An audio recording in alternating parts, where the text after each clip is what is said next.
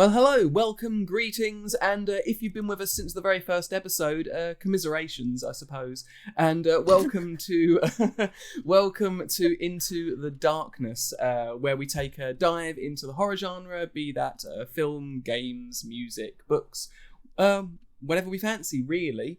If this is your first time with us, hello.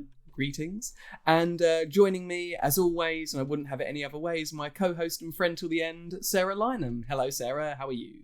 Hello, Heidi Ho. I'm good, but also a bit sad to be at the end of the Chucky selection of films because it's been such a great experience so far. So yeah, I'm trying not to be too sad about it because I think there's a TV show, if I'm not mistaken. Yeah, it's not. This is not it's not the end. The end. This is the end for now for us. Yeah, that will be our final Heidi Ho for now, won't it? Yeah.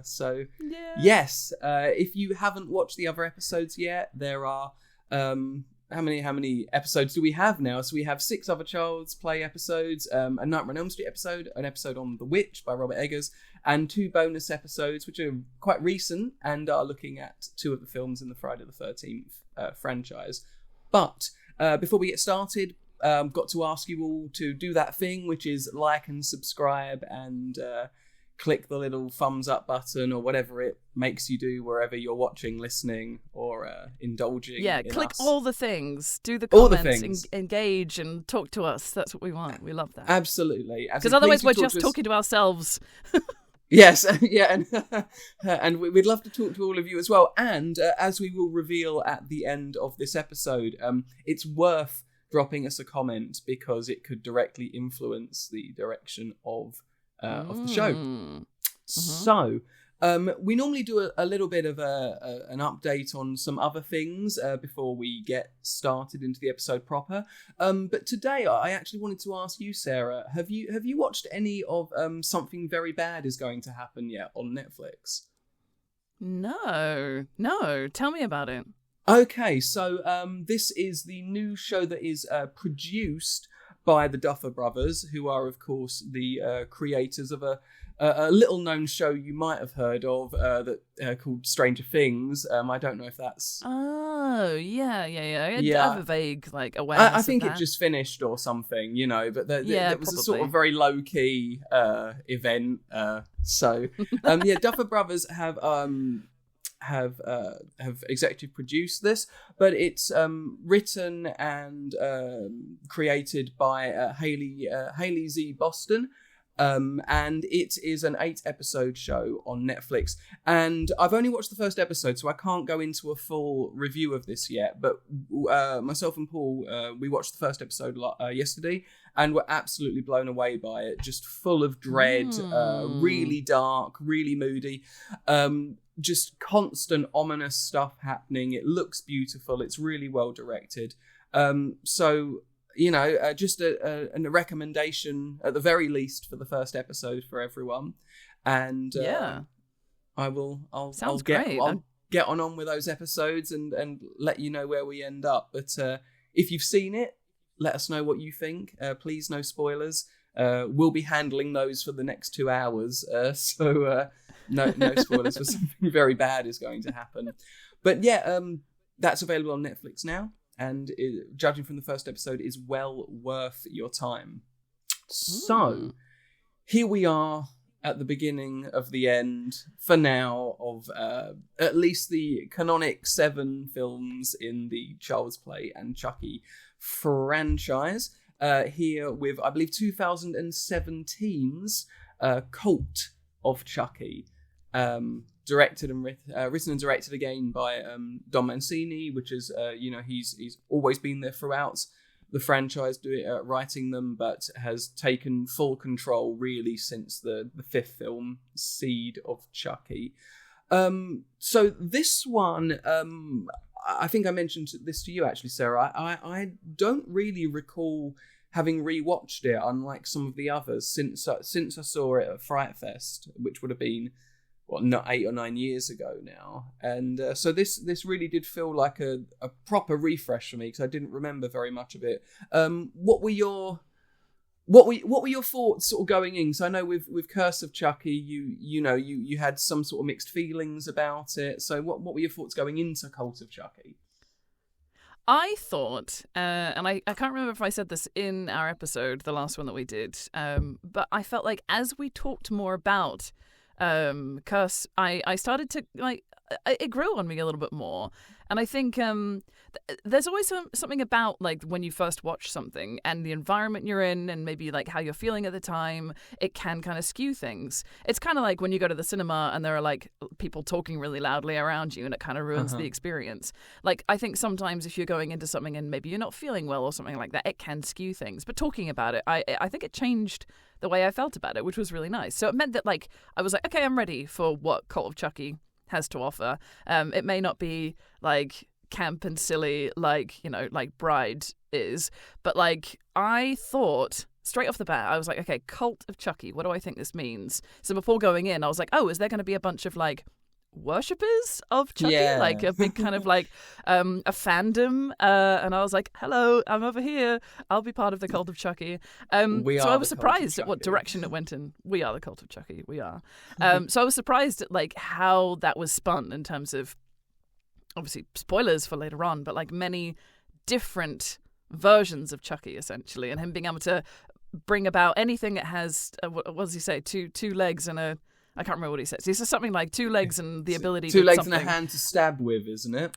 That's right. Right. There we go. It's what we all any of us need, really. It's all we need. What the world needs now is 2 legs. and a hand to stab with. Kumbaya, everyone. Yes. Yes, delightful. I think I was really into it. Like, I really liked, because it was, the previous one was so moody, I was like, okay, I think that's probably where it's going to stay. And it had that the bleak color scheme all the way through, with the exception of the little pops of red. And it was just, it was a really nice continuation. It's not direct continuation, it's like 4 years after, I think, but like, there's very much a even the opening credit sequence has lots of pieces from the previous film and sort of newspaper clippings to kind of explain the time that's gone by and what's happened to Nika. But yeah, my overall, I really enjoyed it, actually. I thought it was really good. Cool. And that's really, Cult of Chucky is such a sort of evocative title, as you say, isn't it? You know, what does that mean? You know, you really don't know going in, and with where this film goes, you had no idea all along. You know, whoever you are, it certainly is a wilder film than Curse of Chucky is. It's trying a lot of different things, and so that credit sequence, which comes about 5 minutes into the film, really sort of shows you that what this is going to try and do is start to tie these disparate strands of the Chucky franchise together. You know, we have an opening which we'll discuss in a minute, which brings Andy back from the first 3 films. Jennifer Tilly, or Tiffany Valentine is whoever she may be now is back. And we, of course, as you say, have Nika there. So this is where the previous 6 films are all in a way tied together by Cult of Chucky, and what that does really is set things up for where the franchise goes afterwards with the TV series Chucky. So we begin at the very start with a shot which to me was really reminiscent of the building that Andy and his mum live in the first film. You know, you get that shot from below of this tall. What we assume is, there's a restaurant at the top of it, but maybe it's an office building or something underneath, or whatever it may be. And we finally meet up again with Andy. He's at the end of Curse of Chucky, but very briefly. But this is where the first time we see him properly since Child's Play 3, and the first time we see Alex Vincent as Andy since Child's Play 2. Really, was that nice sort of seeing immediately that, because you worry about these sort of post-credit sequences, don't you, that it's not going to then fulfill anything in the next film and it's just going to be a cool aha. So was it nice to see Andy there straight away? Yeah, definitely. I think, it could just as easily have been like a nice little fan service moment, I guess, at the end of the credits. But it's nice that they're going, no, this is an important character. Like, this is like a legacy level character that we know that people want to know more about what's happened to him and how what's happened to him as a child has influenced how he is as an adult. Yeah, I think it was really cool. And I think it's interesting to see that he's just trying to be a normal guy. And this whole sequence with this sort of this date, and he's cursing the fact that she's Googled him and found out all about his life essentially. And I guess that, I mean, I do think that that's probably something that people do a lot, like that, people will Facebook stalk or Instagram stalk someone if they're going to date someone, if they can find them. But imagine finding out that someone had like a killer doll in their past. Sort of a history of murders happening around them that involve a good guy doll. Yeah, it's strange, isn't it? And there's also this discussion at the start about like gun laws in the States, and him saying, no, I don't oppose regulations, but I've got guns, and for some people you'd think, oh, that's still a deal breaker for me. But I guess if anyone does sort of need a firearm at hand, maybe we can make a concession for Andy Barclay, because although he hasn't just got one, has he? Because when this date is over, and Andy heads home, we find that it's not just one or two, but he's got quite the collection there. I was wondering about this because like he clearly lives in this like cabin in the middle of nowhere, and he's got sort of taxidermy animals and whatnot on the wall. I was like, is that just a cover? Is that like part of the ruse so that he can be like, oh yeah, I'm going to get my hunter's license so I can like have all these weapons, and then I can use them to abuse the head of Chucky that I'm keeping safe in my house. This is a weird narrative thread, isn't it, really? It's interesting you said about the sort of like living in the, he probably lives sort of slightly more remotely now, and he's got all these weapons and whatnot, because there's sort of a theme around this period of sort of the survivors of... we spoke a bit about this in the last episode about sort of the trauma caused by these slasher characters over the course of the involvement they have with a particular place. And these characters, the sort of legacy characters that were with them at the start, they've all sort of become survivalists in their various films. There's Andy here, there's Laurie Strode in the 2018 Halloween, and then there's in the most recent Texas Chainsaw film, which is dreadful, but this is the character of Sally has become a similar sort of character. Is now this sort of person that's been hardened and maybe sort of closed themselves off to the world because of what happened to them. And I guess in a way that's what's happened here, really. Yeah, definitely. And I think also, just purely based on what he's been through, he probably feels like no one can really relate or understand, and so it's probably easier to hide away somewhere where he doesn't have to deal with it on the daily, and probably why he isn't forthcoming with it in terms of when he's trying to date. Yeah, and you wouldn't want to bring it up every time. You're like, hello, my name's Andy. I have a sizable gun collection, and I keep the severed head of an 80s doll in the cupboard and periodically take it out to smoke weed with it and torture it.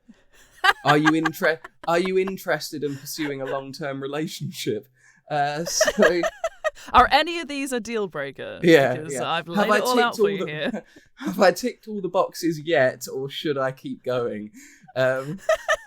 So I've got more trauma if you want it. I've got more. Yeah, if you want it. Let me just... So...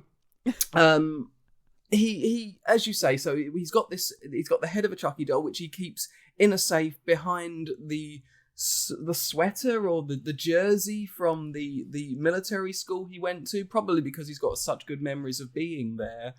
And he takes the Chucky head out, and they have kind of a bit of banter here, don't they? Yeah, definitely.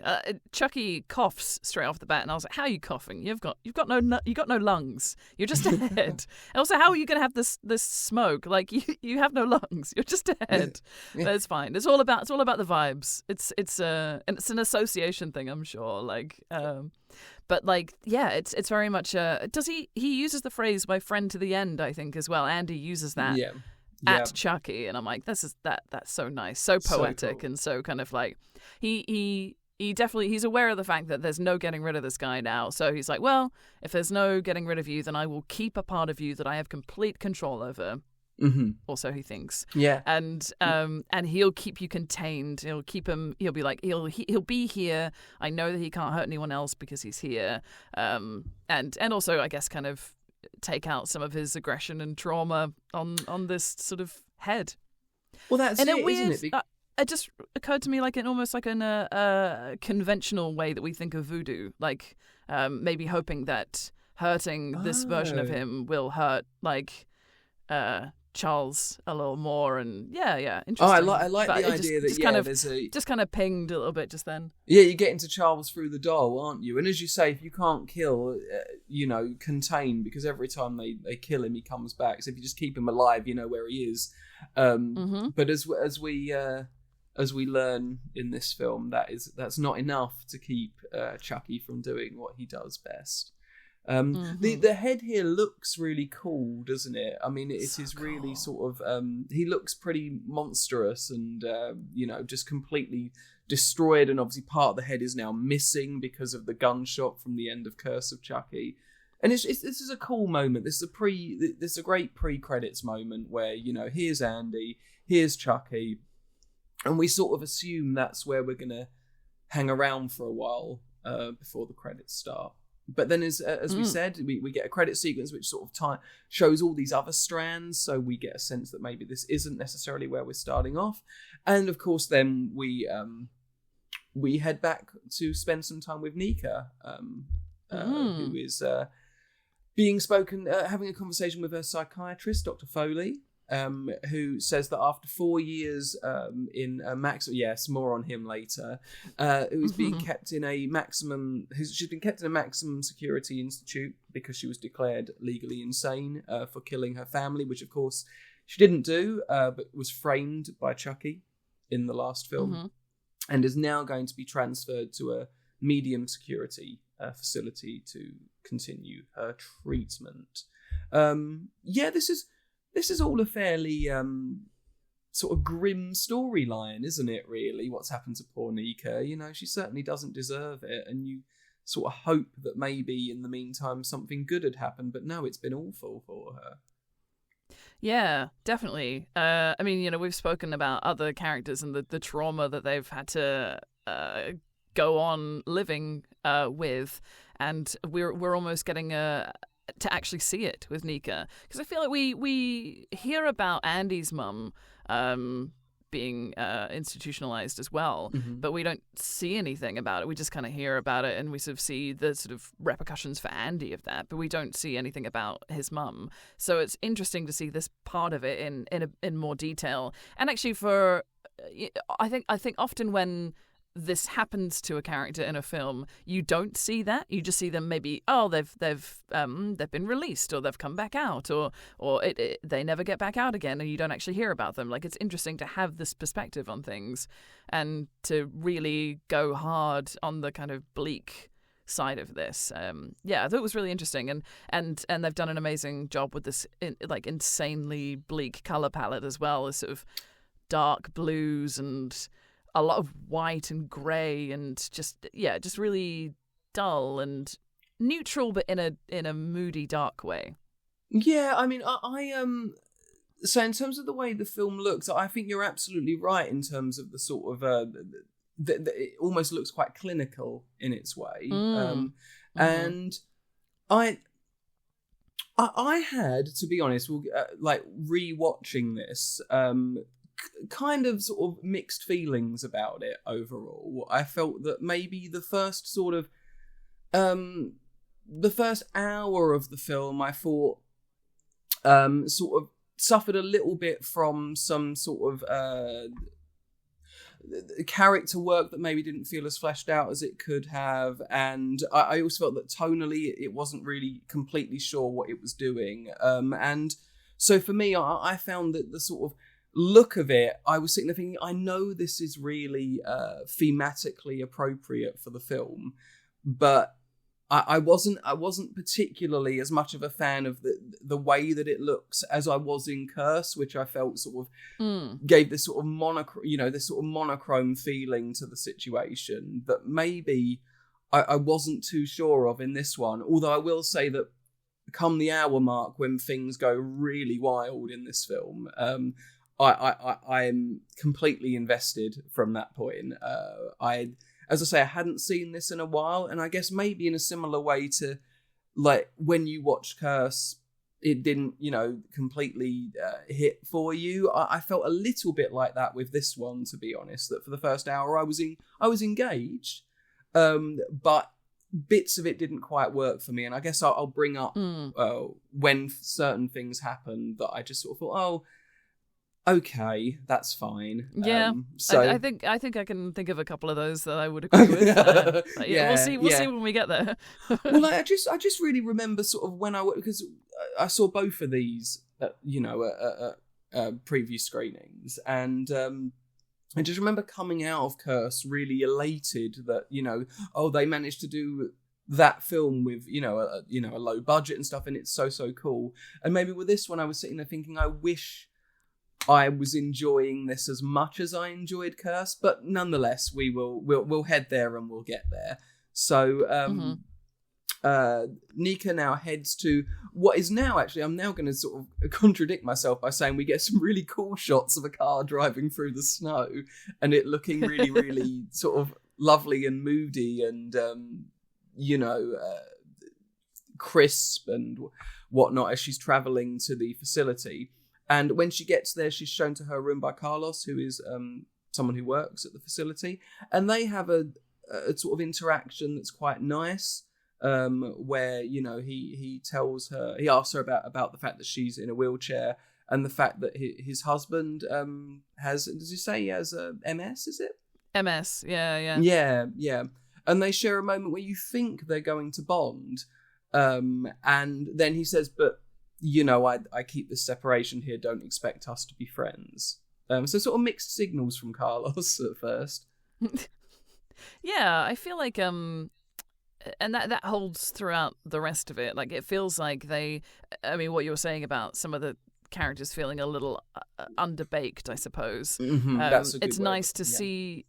Yeah, it's nice to see that like there is this interaction happening, and then he gives her the gum, and it seems like, oh, okay, no, maybe he's just doing the spiel that he does when he meets people for the first time, and maybe he'll warm to her in some way. There'll be some like other thing, like a shared moment, a couple of shared moments, or something like that, or he'll sort of see the way that she interacts with people, and he'll connect with her. But I feel like that's kind of we maybe only get like a handful of Carlos moments after that. It's not really it's a bit built odd. upon. Is it? It's because then the moment when she goes into the sort of the what would you say, the rec room? Would you say? Yeah. Or the sort of common room, something like that.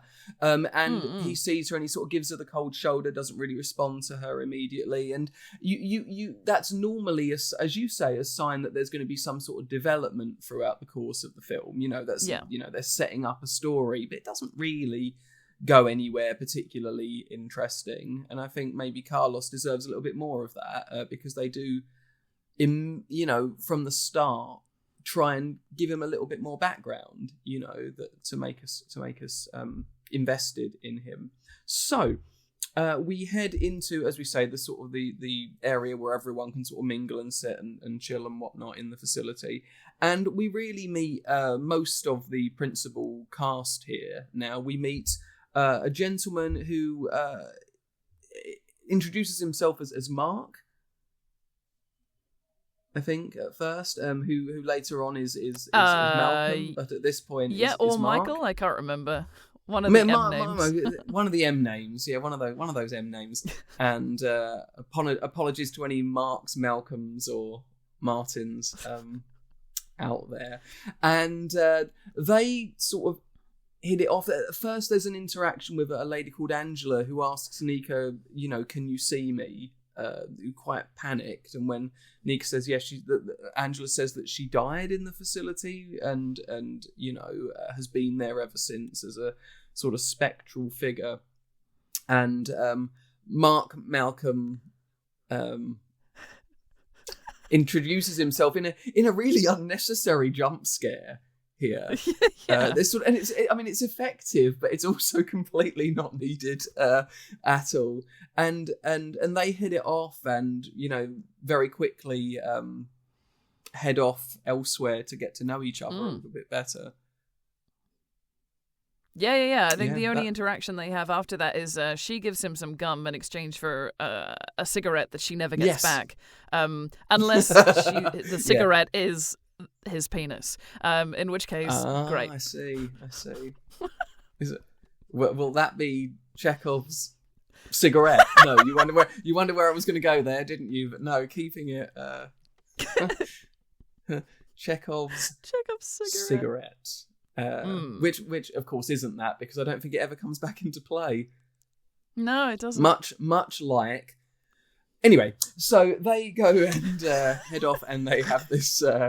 They have sex in we assume sort of a stairwell, but we are also introduced to some of the other characters here. We have Madeline and Claire, and very soon we head into what is the first sort of group session they all have, and Claire is deeply unhappy, basically about everything, but in this particular situation, about the fact that Nika is in the facility with them and is responsible for the deaths of 5 of her family members, which, I guess it might make you a bit nervous. Yeah, and I really like the sort of the response. I can't remember who says it. It might have been Mark Malcolm, who says something along the lines of, "Yeah, but you burnt down your house. Like, what are you talking about?" And her response is, "Yeah, but I didn't kill anyone." So yeah, everyone's it's making good points at this point. So right, and I also feel like I'd imagine, and this is a strange parallel I think to draw, but I imagine that if everybody sits around and does things like this in prison and says, "Oh, what did you do?" I think is that really an okay thing to ask? What are you in for? Essentially. Yeah. I don't know. It's a bit of a weird blurred line, I think, but I don't know. Maybe there's a conversation to be had about the perception of what an everyday person thinks an institution looks like, versus what it potentially is like, and I think I don't imagine there'd be many moments where you have a group session where the ringleader, Dr. Foley, the fucking guy, is just sat there going, "Just talk amongst yourselves, I don't care, just go ahead." His vibe is unreal, and I despise that guy. I hated him right from the get-go. Yeah, and I just think it's a character that's there to dislike, but I also feel that it's just just kind of, if you're going to make that archetypal bad doctor guy, he just kind of is it. And I think that's maybe one of the issues, as I said, with the characters in the film, is that, be it Malcolm or Claire, I actually think Madeline is quite sensitively dealt with, her story, because obviously we're talking now about, is it appropriate for Nika to be there? But we also find out that Madeline actually killed her child. So this is obviously a place where people who are deeply unwell or can be. I just feel like with Claire, just kind of seems to be annoyed about everything perpetually. Malcolm is almost like, when it's then discovered that he has multiple personality and they call him Multiple Malcolm, that almost becomes a sort of on-running gag, and he becomes less of a character and more of a, just a device. And I don't know. I also feel here that there's actually a great moment which we're coming to now here, where Angela sort of speaks up and says, "Chucky says that he's coming for you. I spoke to him on the phone." And of course that sounds ridiculous, although we find out later that it's not even sort of Chucky spoke to me. It's no, he literally spoke to Angela on the phone. Yeah. And that sort of threat there, he's coming for you, I think does come across as quite sinister here. Because we don't know exactly what that means. And we also know that as far as we're concerned, Chucky is ahead in with a Andy. Safe somewhere, So, I feel that, I think these scenes where everyone's together and they're maybe having conflict and whatnot don't work as well as they maybe should for the story. And actually, some of the dialogue comes off as a bit cringy. But nonetheless, Dr. Foley, after this discussion is going on, decides that he's had a fantastic idea and has gone off to, as he says, Hot Topic, who, as far as I'm aware, do have a long line of second-hand, 40-year-old, probably very long discontinued Chucky dolls to buy, and introduces Chucky doll into the session.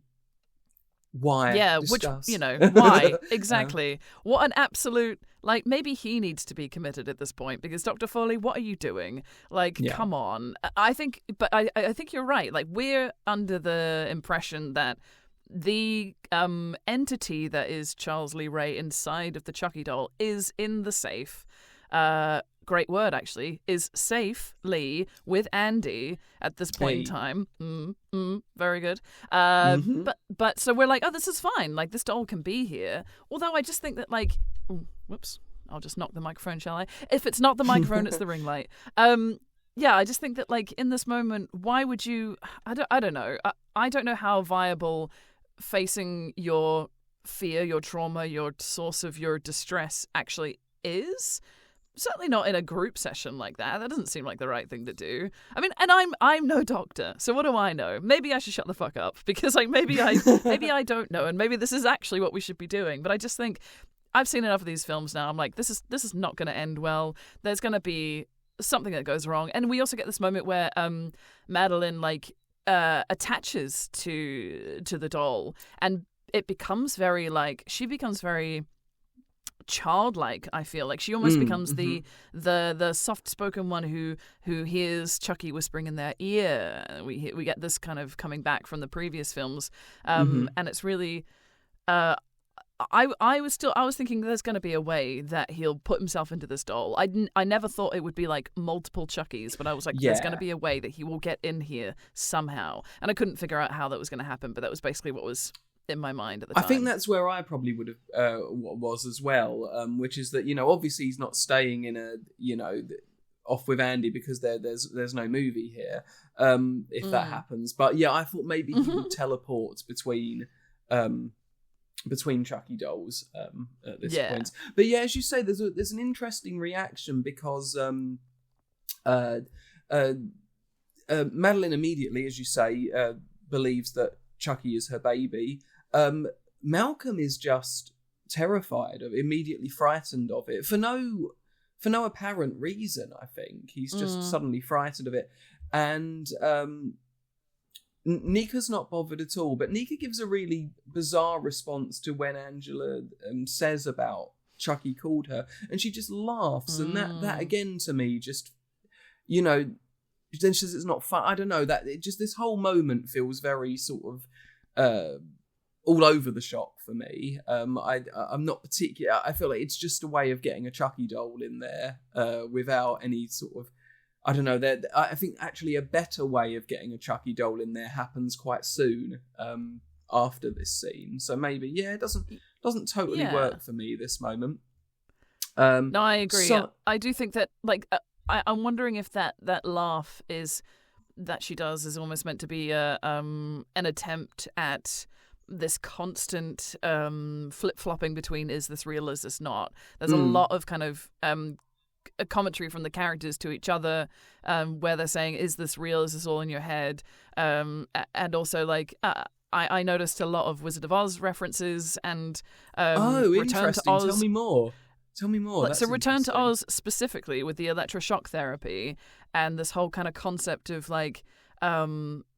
what you think you saw and then being convinced otherwise, that actually no. there's no way that could be the case. So you need to figure out a way that makes sense, and we need to make it make sense in the real world. So I feel like there's almost this kind of a Wizard of Oz feeling, and a part of the reason why I thought that was also like in my head I was like, actually I think there should only be 3 other people that she interacts with at the in the institution. I think they should have combined the characters of Claire and Mark into one, and I thought that would have worked a little nicer, and you would have almost had like your trio, your Scarecrow, Lion, and Tin Man. Oh, that's really interesting. Okay.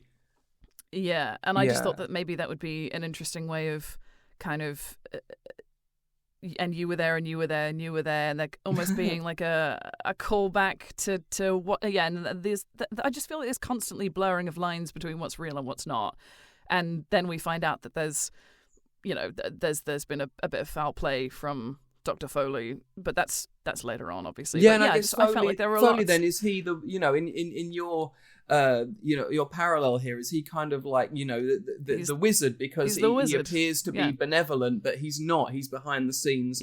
Pulling the switches. Oh, this is good stuff. This is what we should be doing. Let's. I love that. Yeah, no, I started thinking, because I think Return to Oz is probably one of the scariest things I saw when I was a kid, and I didn't get to watch horror, and it is horrifying. Like so many, it's incredible. I must rewatch that at some point, actually.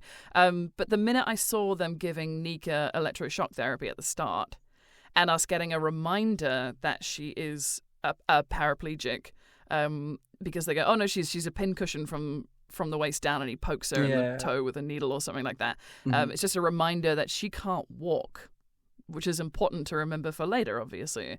Yes.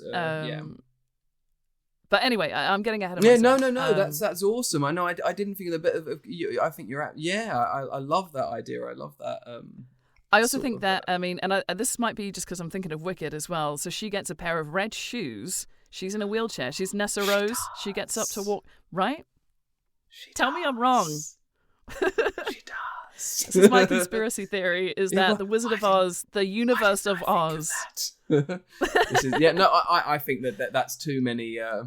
That's too much coincidence to be a coincidence, isn't it? I think there must definitely be a reference here, and but maybe that's why those scenes don't work, because there's one too many characters. Like I think they should have I just think it would work. Claire being annoyed all the time is not enough of a character, but her it just isn't. It's not fair. It feels like that maybe they couldn't decide between a bunch of characters. They were like, oh, I actually love all of these people. Let's just write an angry character in, or let's write a multiple personality character in. Like maybe, because I think there's an interesting thing, and I guess the reason that it sticks out to me in these moments don't work, and maybe I feel the characters aren't fleshed out, is because there's a good idea in all of them, except for Claire is just angry, I think and I think that the character deserves more than that. With Malcolm, they have what appears to be a very that they have this intense connection, at the very least they're attracted to each other. And then of course the sort of the tension there is caused by the fact that Malcolm unfortunately is doesn't remember they've done that very soon afterwards, because of the condition that he's dealing with. So that's an interesting through story, Carlos having a bond with a potential bond with Nika because of him being able to, relate to her situation is another thing that maybe just isn't well brought out here. Whereas I do think Madeline's story, although I still think it could be fleshed out a bit more, it does have this sort of tragicness running through it, and actually leads to a really one of the, I think, most appalling scenes in the franchise actually later on. And I don't mean that in a negative way. I just mean it in a that's awful sense. Yeah, I wonder. I'm just going to condense all the characters now. I think Carlos, Michael, and Claire should have been one character. So you should have had someone who is hard to access initially, who could be quite grumpy and quite upset most of the time. I think they should still be a patient. I think it's better that they're not an orderly, because I think there's a little bit of a power struggle conversation if you make it Carlos the orderly, the nurse. I think he's a nurse, actually. Sorry. And then you have the multiple personality could still work, I think, in this sense, because then you still have that sort of awkwardness. It almost feels like we're opening a bunch of doors, walking through them, and then going, okay, and there's nothing else. They kind of don't come to any sort of fruition. Like, we don't get any follow through to a concept that gets opened up. So yeah, it would just be, that's why I'm thinking if you combine them all together, then you could have like maybe a moment where this character eventually gets to the point where they sleep with Nika, and then Dr. Foley discovers that, and then there's like a jealousy thing because he clearly fancies her as well, and then I don't know, I think it would just wrap it up a little nicely and kind of tie off some of the ends that get opened up and not closed. So no, I think that, you know, I think that there's definitely something in that maybe we're just dealing with something that doesn't have the time, really, because we're dealing with 3 timelines here as well. You know, we're saying, well, this is the main story, and there's quite a lot of story in there, you know, what's going on with Nika, but then we're having to balance that with what's happening with Andy, and also what's happening with Tiffany, which, you know, which is coming up very soon, actually, I think, because in fact, I think it's coming up right now as it goes, isn't it? Yeah, I think so. I think so. So we end up with, sorry, just catching, because we've gone on a nice. We never do that. We never digress. What do you mean? We end up with. We then head to another scene. Which is really my biggest dialogue peeve, and then I promise I'm going to be much more positive about all of this afterwards, because I feel like this is just 2 bits back to back that happen for me that just sort of exemplify some of the problems with the film. So we're going to do that, and then we're going to talk about all the cool things that are in this film as well. So nice. We then end up in a sort of a lunchroom scene where they, you know, Madeline now has the baby, the Chucky doll, and Claire has sort of admonishes her for, you know that this isn't the case, your baby's dead, and Nika says, you know, he's just, you know, this, that, and Claire says that's an interesting, you know, choice of pronouns. Are you having trouble separating reality from fiction? And I think, that's a dreadful line. That's a dreadful line. While stating here, can I just say that while I'm moaning about some of this stuff, I think everyone gives a decent performance in this film, and I think at no point is it the fault of the actors. Even that moment earlier where Nika laughs and it feels a little bit awkward, Fiona Dourif is absolutely fantastic in this film, isn't she? And the performance she gives at the end, which we'll go into later, is so cool and so good, cool. And so spot on. Anyway, so this isn't in any way saying that any of this doesn't work, because I think that the performances don't sell it. I just think there's some awkward moments, and almost just this bit, you know, are you having trouble severing? Just you know, exposition being used as dialogue, you know, and am I just being moany? Did you feel that at this moment? Or I don't think you're being moany at all. No, I definitely agree that some of the dialogue is clunky and just feels like, and I think maybe it is because they want to kind of push this narrative of, is this real or is this not? Is this actually genuinely something in Nika's head? And then I guess the beautiful full circle moment of he does end up in her head, technically, I suppose, in her whole body, indeed. But I think I don't know, maybe it's just it's too hard of a push, especially explicitly saying, can't you tell what's real and what's not, essentially. It's like, okay. There's plenty of, for me anyway, plenty of imagery throughout it. I don't need a fucking spoonful of here's exposition, understand the motive, that what we're trying to do. I'm like, There's a moment in the new Del Toro Frankenstein where, you know, where the line is literally said to Dr. Frankenstein, you know, it's essentially along the lines of, you know, are you the real villain in all of this? You know, that's not the line, obviously, but it's essentially as good as, and you think, well, we get it. you know, we're all on board. You don't need to say things like that. It just you know, is a bit like it just sort of hangs there, doesn't it, in the air like an awkward statement and doesn't need to be said. It's also at this point where you know, Malcolm's, you know, his name is revealed to be Malcolm, and he you know, appears to be, you know, a different personality at this point, and they call him multiple Malcolm, and he says nobody calls me that, and that's sort of, you know, obviously a difficult thing for him to be dealing with, because, you know, who wants to have a nickname because of a, you know, condition that you can't control. So yeah, just all of this moment. I think that's not a bad aside there, that we learn about Malcolm's insecurities and whatnot. But this whole moment for me feels awkward and doesn't really work. But before we wallow too long in a couple of moments in this film, feel a little bit forced, we head off. Nika has a visitor, and we are now face to face with Tiffany, or Jennifer Tilly, you know, here, and she is under the guise of being Nika's niece's foster parent. Yeah, guardian or something like that. Yeah. And you know, we're obviously we're happy to see her, aren't we? This is all cool.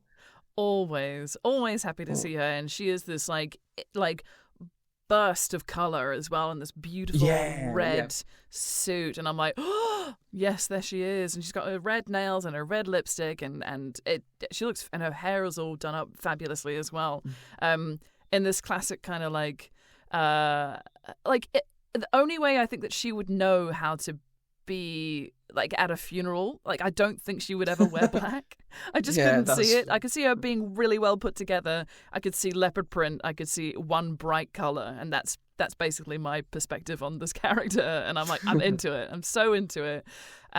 She's great. She can. I would almost go as far to say she can do no wrong for me at this point. Like I'm just a bit in love with her. She's fabulous.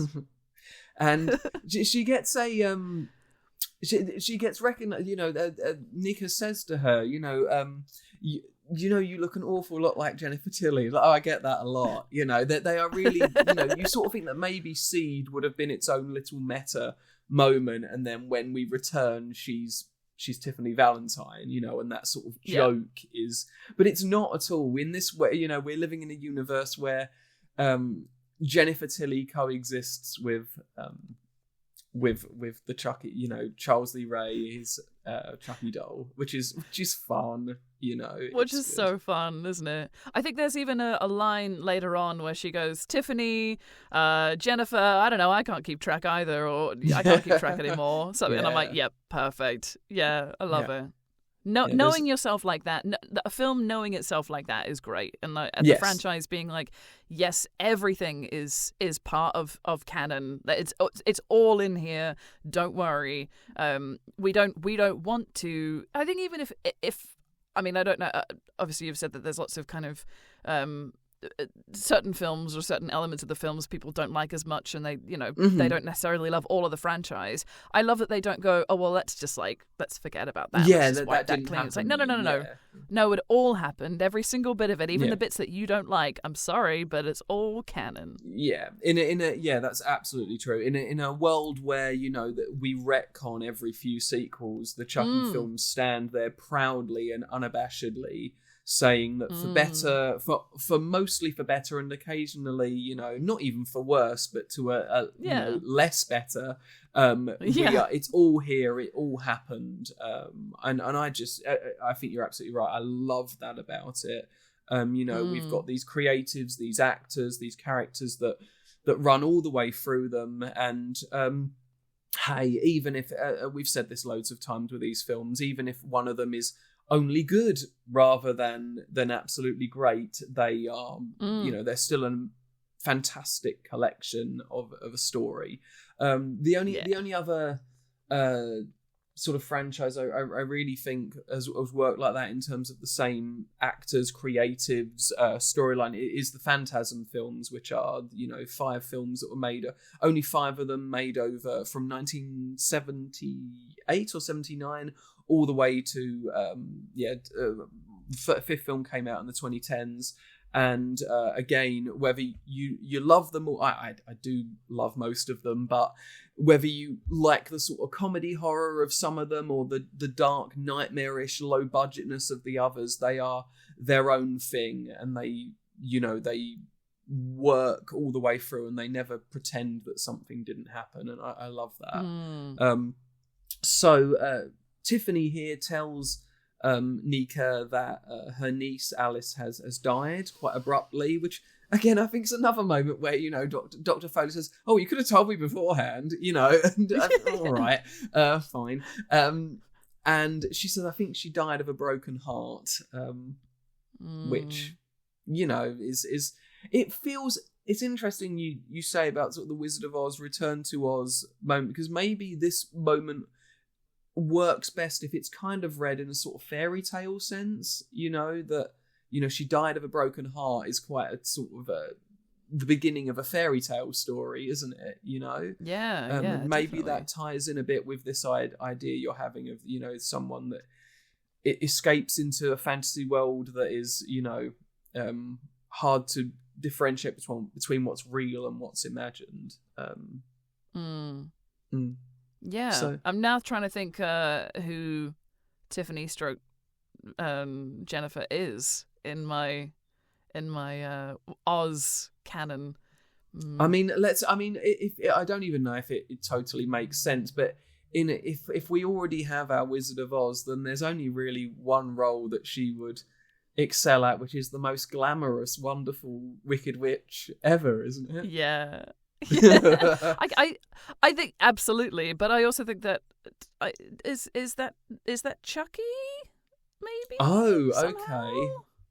Okay. I don't know, because otherwise, I'm not sure. I need to further develop it. But I do think that she's definitely one of the witches. She could be a good witch, because she actually, to be honest, she has a really nice and soft side, and we even see a little moment of it right at the end of the film too, and I'm just like, I think she has the capacity to be a good witch, but maybe do you maybe think has so? too much you think that Chucky influence?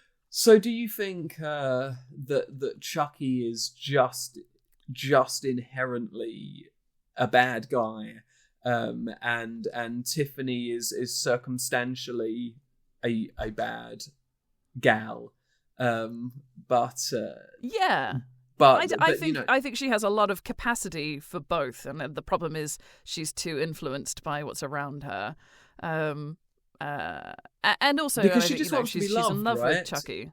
Yeah, exactly. Tiffany just craves love, and sometimes we do terrible things for love. Yeah. There we are. What more need be said there? So before Tiffany leaves, she says that Alice wanted to leave Nika with something, and gives her the second full-bodied Chucky doll of the film, but the third Chucky, I guess, that we've seen so far, and she leaves this with her. It's interesting that this facility has absolutely no problem with an abundance of Chucky dolls turning up. It's probably fine. And Nika's obviously distraught over this, because I think in her mind she'd made peace with the fact, or not, peace isn't the right word, but she'd accepted that she was never going to see Alice again, but that she hoped Alice would, heal from her experiences and have a good life. And here, she believes that the damage that she thinks she's done has brought things to the worst possible conclusion, and as we find out in a moment, she can't live with herself about it.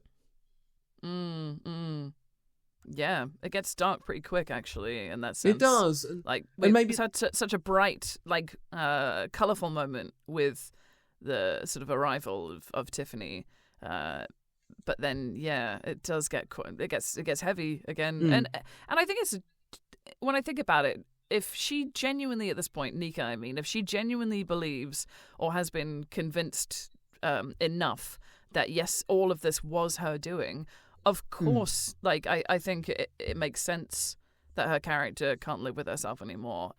It's horrific, but I think it makes sense in terms of the character decision at I that think point. if you've been holding on to that one hope that you did a terrible thing, but that some good could come out of it by her niece going on to have a better life, and then you find out that's not the case, and you're stuck in this place, it's very, very bleak, very bleak. And maybe another thing that, in terms of its balance, the film at first has a little bit more of a struggle with, because it's dark, but it's also sort of a little bit playfully silly, as the film goes on and that becomes more extreme, I think it works better, because you go, oh, I know what this is doing. It's being both really dark and really wild, and so I think it gets there. The journey's a little bit rocky, but the destination of the film is well worth waiting for, I think. This situation happens. Nika is distraught, and then very, very quickly it heads to that evening, and the Chucky doll is up and about immediately. Chucky takes a blade from a desk next to where Carlos is working, and sharp straw. It's very, very conveniently labelled for him, and just at the right height for his little hands. Yes, and as we all know, those are kept directly next to the reception area, because that's the best place for them.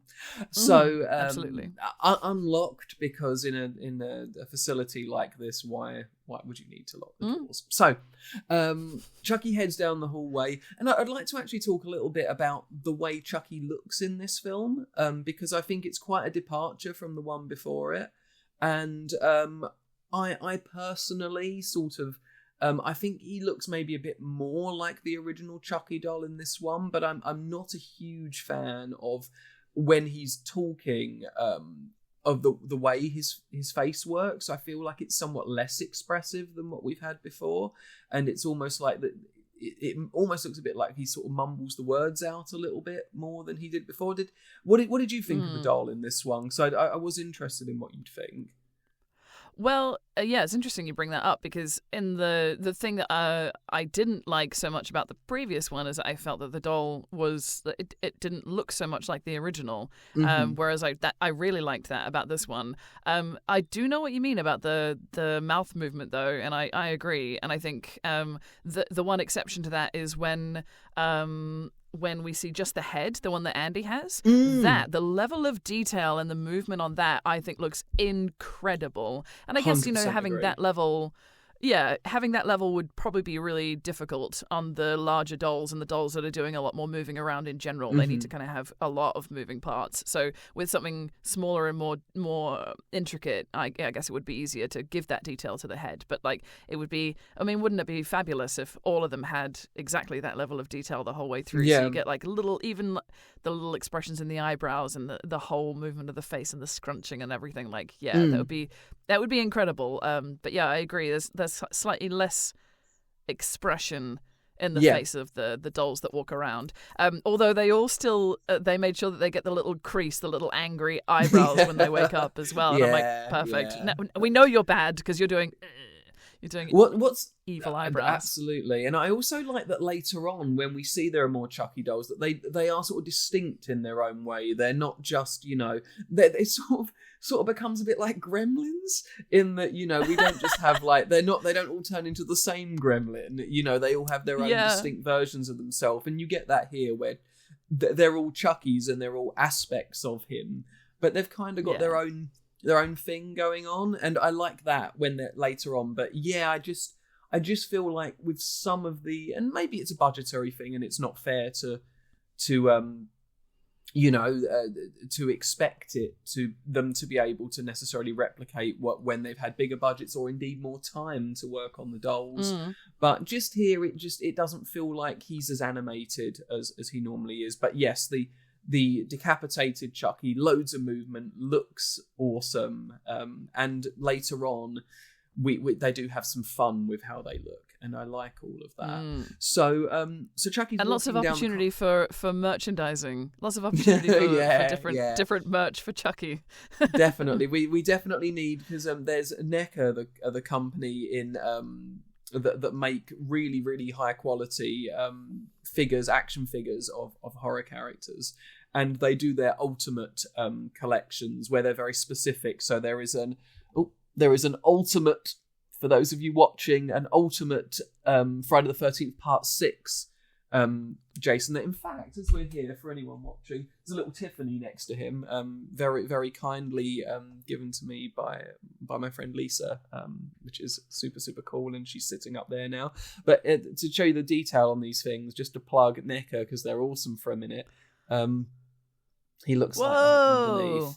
So super, super cool. That's I think I said it on the episode, but that is my favourite Jason, and he looks pretty so cool, I think, and he's going to not stand up properly now, isn't he? Watch as he falls off of there at some point over the course of the episode. So Chekhov's Jason. Chekhov's Jason. It's getting too meta now. It's my own personal Chekhov's Jason. Someone to hear your prayers. Someone who cares. So Chucky's walking down the corridor. Angela comes out of her room and has a similar conversation with him as she has with Nika. But Chucky's kind of, we finally get a bit of, Chucky being Chucky out in the wild now. He's had some conversations with Andy, but here we get him, doing what he does best. And he sort of says to her really sinisterly, I'll come back and see you once I've finished with Nika. And he's pretty... Yeah, he's a bastard, it's great. It's he? Great. I mean, I don't know if he gets there are some great first lines that he gets in the franchise, but this is just a great first encounter outside of the head that we've seen, and suddenly we're like, oh no, wait, how is he in here? He's meant to be with Andy. This is our first moment of going, oh wait, he can jump. He can be in other places. How does that happen? So at this point we're left wondering, are we going to find out how that happens? Mm-hmm. Yes, and all will be explained later with the help of a website. So Chucky heads down the corridor to Nika's room, and we find sort of very, very sadly, very bleakly, that this situation has been too much for Nika to handle, and she slit her wrists using I think it's like a hanger or something, isn't it? No, it's a spoke from her wheelchair. It's a spoke from the wheelchair. Yeah, you're absolutely right. Why did I think it was? Oh, because of the wraparound. That's why my head's doing that. And he does something. He actually saves her life here. He stitches up her wrists. And leaves in the blood that she's left on the floor. Not so fast. Which actually did make me think. I just brought up Phantasm a few minutes ago, and there's a moment in the fourth film of that. Weird how these things get brought up and then have a little link, where one of the characters tries to take their own life, and the nemesis of those films, the antagonist, the tall man, does a very similar thing, stops them from being able to do it, and basically says you don't get to decide when. He says to quote that's my domain exclusively, and that's what Chucky's doing here, isn't it? That you don't die until I tell you can die. Yeah, which I was so distressed by this, but equally just absolutely incredible. I think great play by Chucky. I think such an intense power play, and I think it kind of made me then worry about the head that was with Andy. I'm like, oh, Andy, you think you're in control, but I don't know if you are. Yeah. Especially if you're willing to share a spliff with the head. I think there's something to be said about him having this level of charisma and intelligence. I wasn't going to say uniqueness, nerve, and talent. I wasn't. No, of course, no. But he is serving nonetheless. Oh, isn't he just? But I just think that he's incredible and so calculated, and I think it just makes me go, yeah, he's in control of this, and he has been from the start, and he knows what he's doing. Yeah. And even the fact that Nika's been institutionalized was probably I mean, well, it was part of his plan, right? So, yeah. I think because they do allow... Yeah, I mean, they do allow... Because there's that comedy element in these films, and because they do allow Chucky to be the butt of jokes sometimes, you know, there's always the threat, really, that he becomes just a sort of parody of himself, you know, and I think to the absolute credit of all of these films, that is never... there's never the risk of that, ever, you know, due to, you know, the way that he's obviously deeply considered as a character because of the fantastic performance that Brad Dourif gives him, you know, even when he's pitiful at times, you know, he's still dangerous. And here, this is one of those moments where we're as an audience are prodded with that, saying, don't count this guy out. You know, you can't keep a good guy down, and he's gonna show you just how warped and just how awful he is.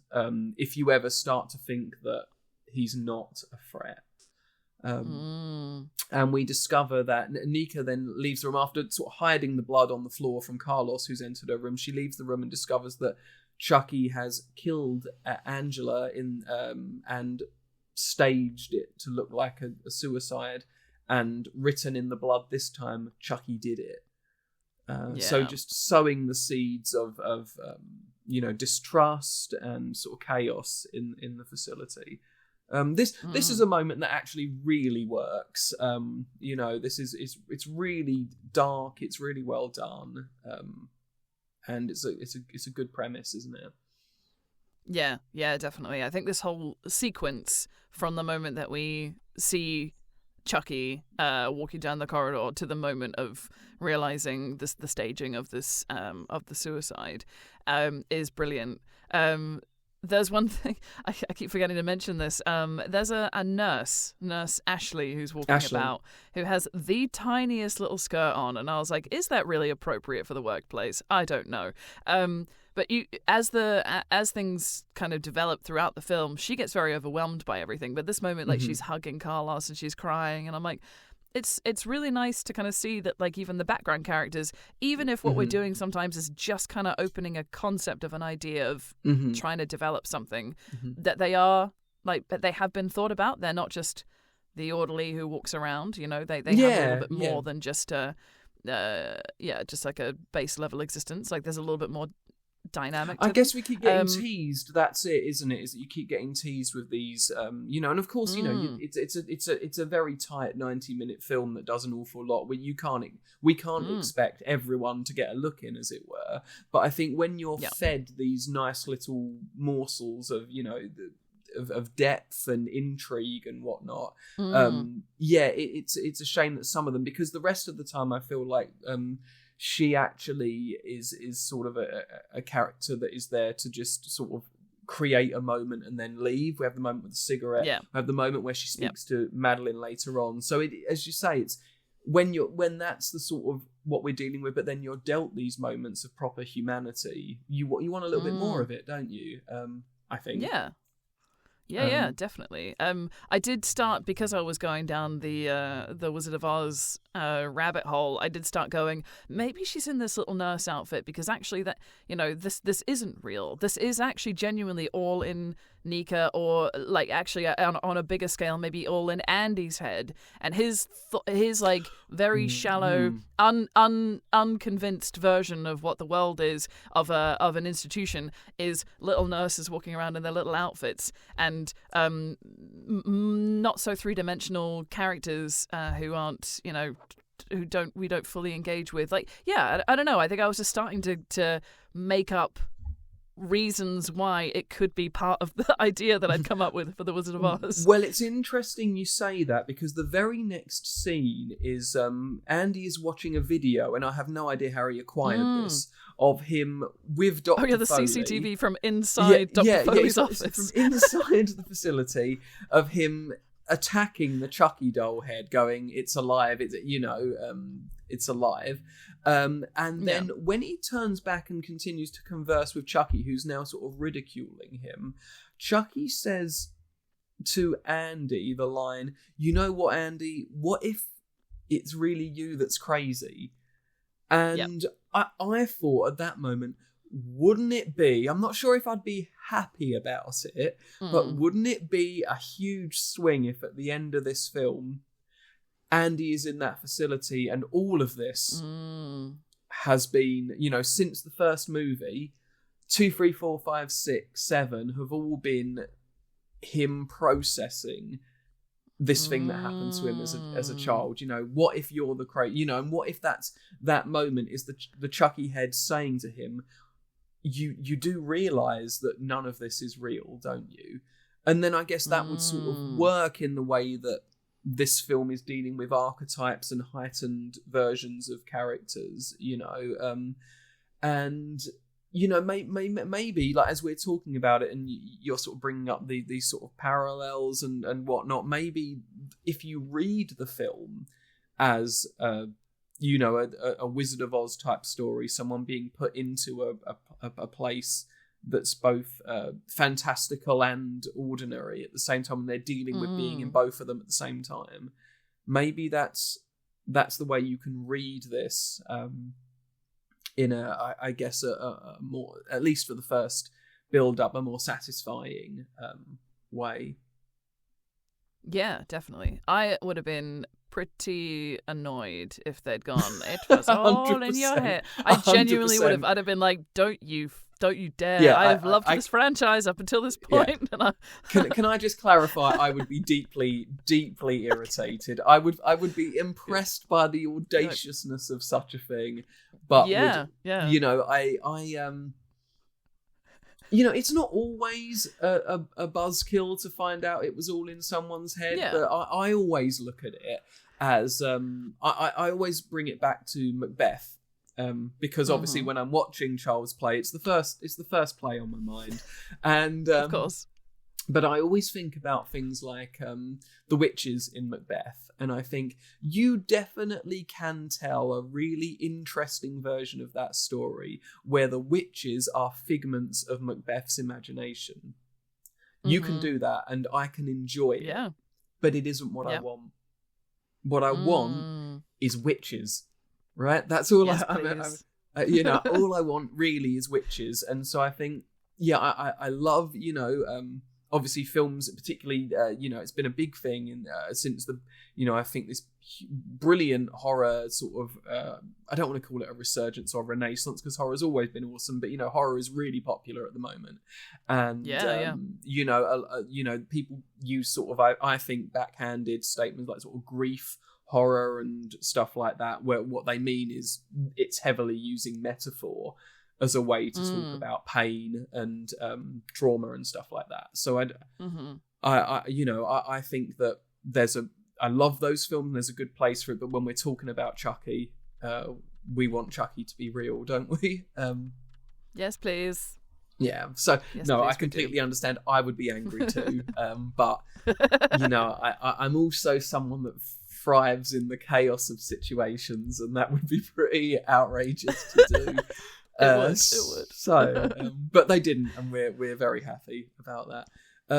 So we head back now into another session, another group session, and the group, including Nika now, is sort of there's a Chucky doll there, and Nika wants proof that this isn't all. I think she's starting to doubt now that that this is something she did, and that the Chucky doll might be real, and so they ask Foley to prove that the doll isn't alive, and he burns the hand, and we keep getting these close-ups of Chucky's face, and will he react here? And I think it's an interesting one to think about if Chucky's in the doll, because you just think, what's going on in his head at that moment? Ow, ow, ow, ow. Yeah, like, does he have the ability to just not be, like, active? I was trying to figure out whether or not he's in the doll at this point or not, because I think at this point he's only in one of them. I think he's... I mean, I don't know if we see the activation or not. Like, I was trying to remember. No, I don't think we see it on this one. I think he's... I don't know at this point. I think he's in both, but we see the third one definitely get possessed, don't we? We do, yeah. Chucky with a number 3 all over, or whatever whatever it might be. I want to know the backstory as to why. But why when that doll is revealed later? I think my thought was maybe it's military school Chucky's at his haircut. Okay. Oh, that's a good idea. Yeah, I'm good. That's canon. I don't care. That's canon why. So the Chucky doll. If he is in the doll, he's got great control over his reactions. Whereas when he was getting shot by Andy in that CCTV footage, he was responding, but almost responding in the same way each time, which sounded, and that's why they're like, oh, it's a very good trick. Yes, very funny. Yes, very clever. So maybe he's got a lot of control over what he does and doesn't respond to, or maybe he can kind of check out a little bit. Be interesting to have a think about what that means. It would, because I was thinking in those moments about the times where, that he gets threatened in the first film that he's going to get thrown in the fire, and that's the very first time we see Chucky, respond when he attacks Karen. And you sort of feel that I think historically he will react when he's threatened with real violence because it hurts him, but who knows? Here he's had time now to if he's in the he doll, doesn't feel anything anymore. No, he's dead inside. After this session, we see Nika and Malcolm walking together, and she explains what she thinks is Chucky's plan, which is that he's going to basically kill all of you to torture me. And she says to Malcolm, or maybe I'm just, along the lines of, or maybe I'm just crazy. And he has a great line here with let's stay positive, which I think is pretty good. Nice one, Malcolm. Yeah, dropping the zinger there when we weren't expecting it. And Madeline decides that she's going to go outside, and they've dug a grave here, haven't they? There's a grave that's been dug. That's for Angela. For Angela, yeah. And you think, well, apparently they do that too. There is a There's quite a few gravestones out there as well. I'm like, oh, that's not good. It's terrible. Yeah, it's terrible advertisement, isn't it? So yeah. Not what I'd do if I owned No. Find somewhere else. And, unless they explicitly requested their final resting place be at the facility, which is the place where they were treated. An interesting choice. Yeah. Doesn't seem likely. But nonetheless, there is a grave outside that's been dug for Angela. And Madeline goes outside, and Nika tries to go with her. She's told by Nurse Ashley that she can't do that. Leave her alone, give her time by herself. And so Nika watches from the window after first having decided that her and Malcolm are going to play a trick on Nurse Ashley, and she'll pretend she needs some help with something, and he sneaks outside. And then Nika sees Madeline throw the Chucky doll into the grave, which is an odd moment. You wonder what's going on, don't you? And then when Malcolm goes outside with her, she pushes him in as well. Yeah, I was wondering whether or not the body of Angela was already in there, and maybe Chucky was gonna jump into her body or something like that. Yeah, I was trying to figure out what was happening here, and I didn't know whether or not he could possess or go into something that's already dead. But I guess if the Chucky doll's not alive in the first place, so maybe he can be in the body of Angela. I don't know, but that was my first thought. But then, yeah, that wasn't the case.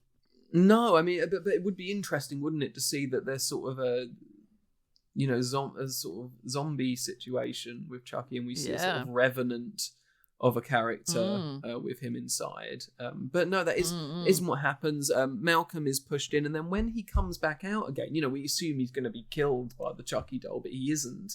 Yeah. And when he comes back out again, he looks at Nika through the window, and we're very much sort of made to assume that Chucky has possessed Malcolm's body. Yeah, definitely. There's a sort of like a sinister kind of look at her. And also, I think at some point before that, when Claire is maybe has the Chucky doll on her shoulder, he flips her the bird up at the window as well. Yes. So yeah, we know that Charles Lee Ray is down there.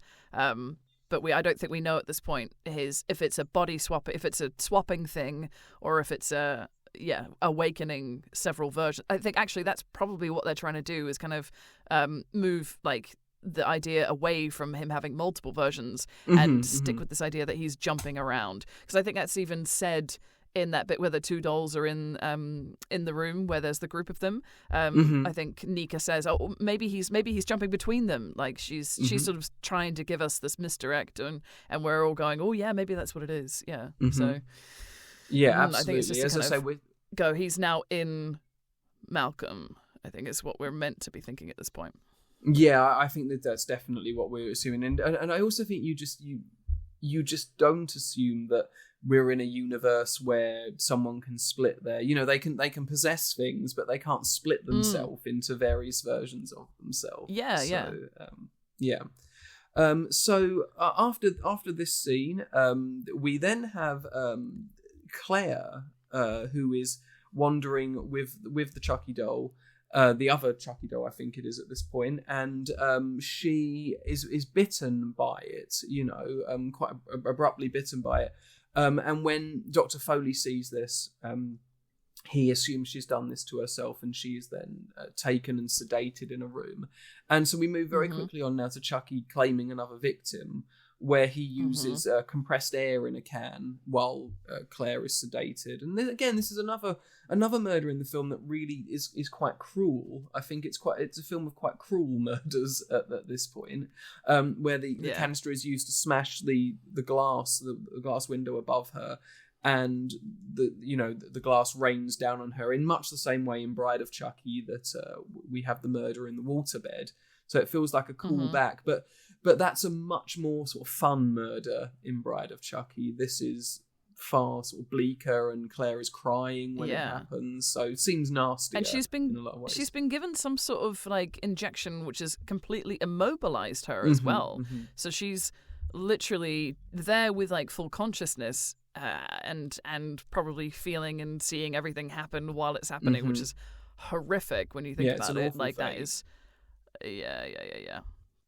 Yeah, definitely. And after this death, we then we head back to Andy again, and he has basically decided now that it's time for him to go and get into the facility, confront Chucky, so he brings the short-haired Chucky with him, right? He takes it. Yeah. So when he goes to open up like this cabinet and has another Chucky doll, I was like, wait, what? And that was when I started going, oh, okay. So then I started wondering if like the way, I mean, I know that we then later on see that he touches and activates the dolls, but I was wondering if when the body of a doll is completely disintegrated into nothing, has been completely destroyed, is Charles Lee Ray just like in the ether, kind of hovering about, trying to find the next place that he can go to?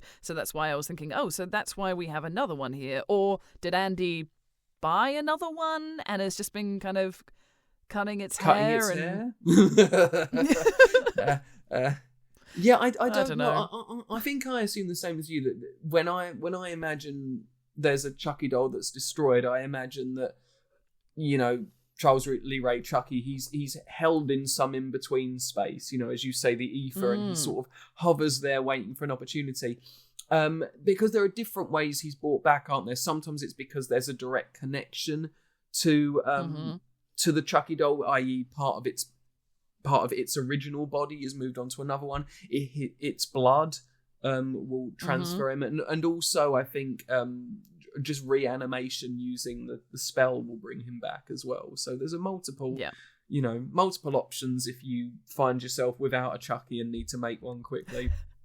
So Andy's on his way to the facility. Nika and Dr. Foley have a session where he says he's going to hypnotize her, and it's at this point where we continue down this sort of darkness, where we discover that for all the time that he has been caring for her, he's been essentially abusing her, or has definitely been abusing her. And there's there's this huge breach of trust and abuse of power here. but also then makes you sort of question what his motivation has been all along, really. Did he bring that doll in to help, or was it to, because it seems odd that someone that was successfully abusing their power for so long would choose to send someone to a place where they were, less kept track of. So why did he send her here? I guess. So does that mean that potentially?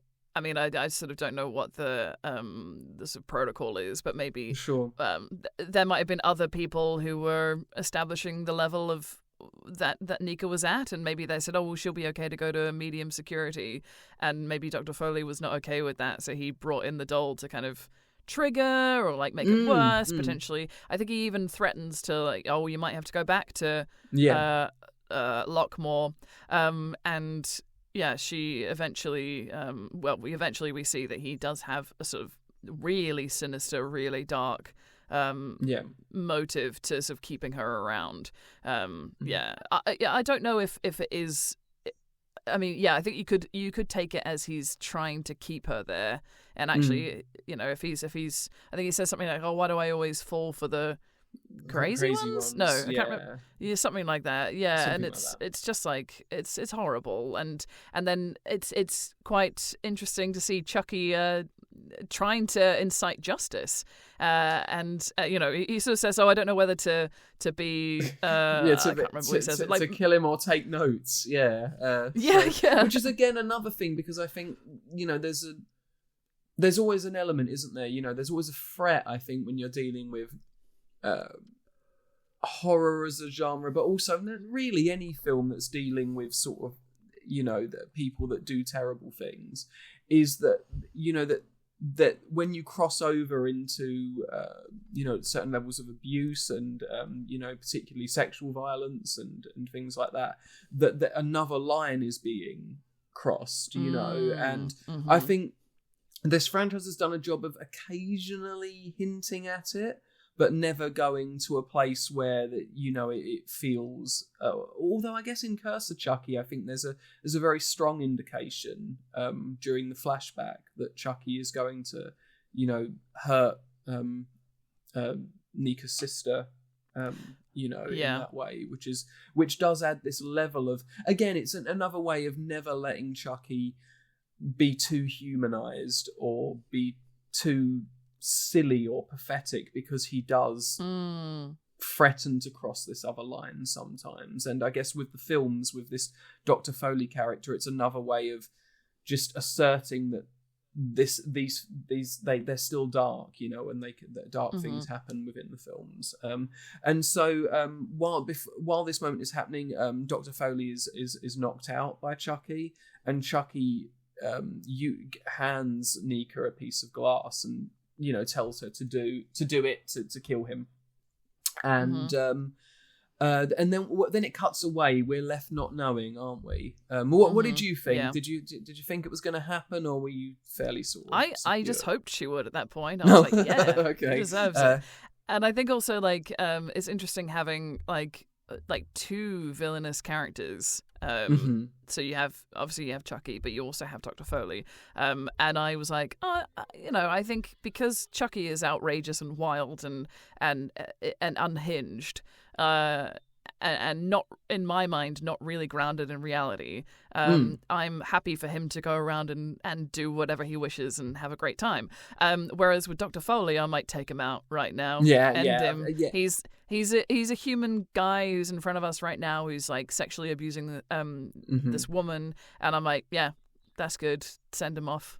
Yeah, it is. There is I think it is almost entirely down to what you say, which is that Chucky exists in a level of fantasy that allows us to enjoy, for the most part, the terrible things he does.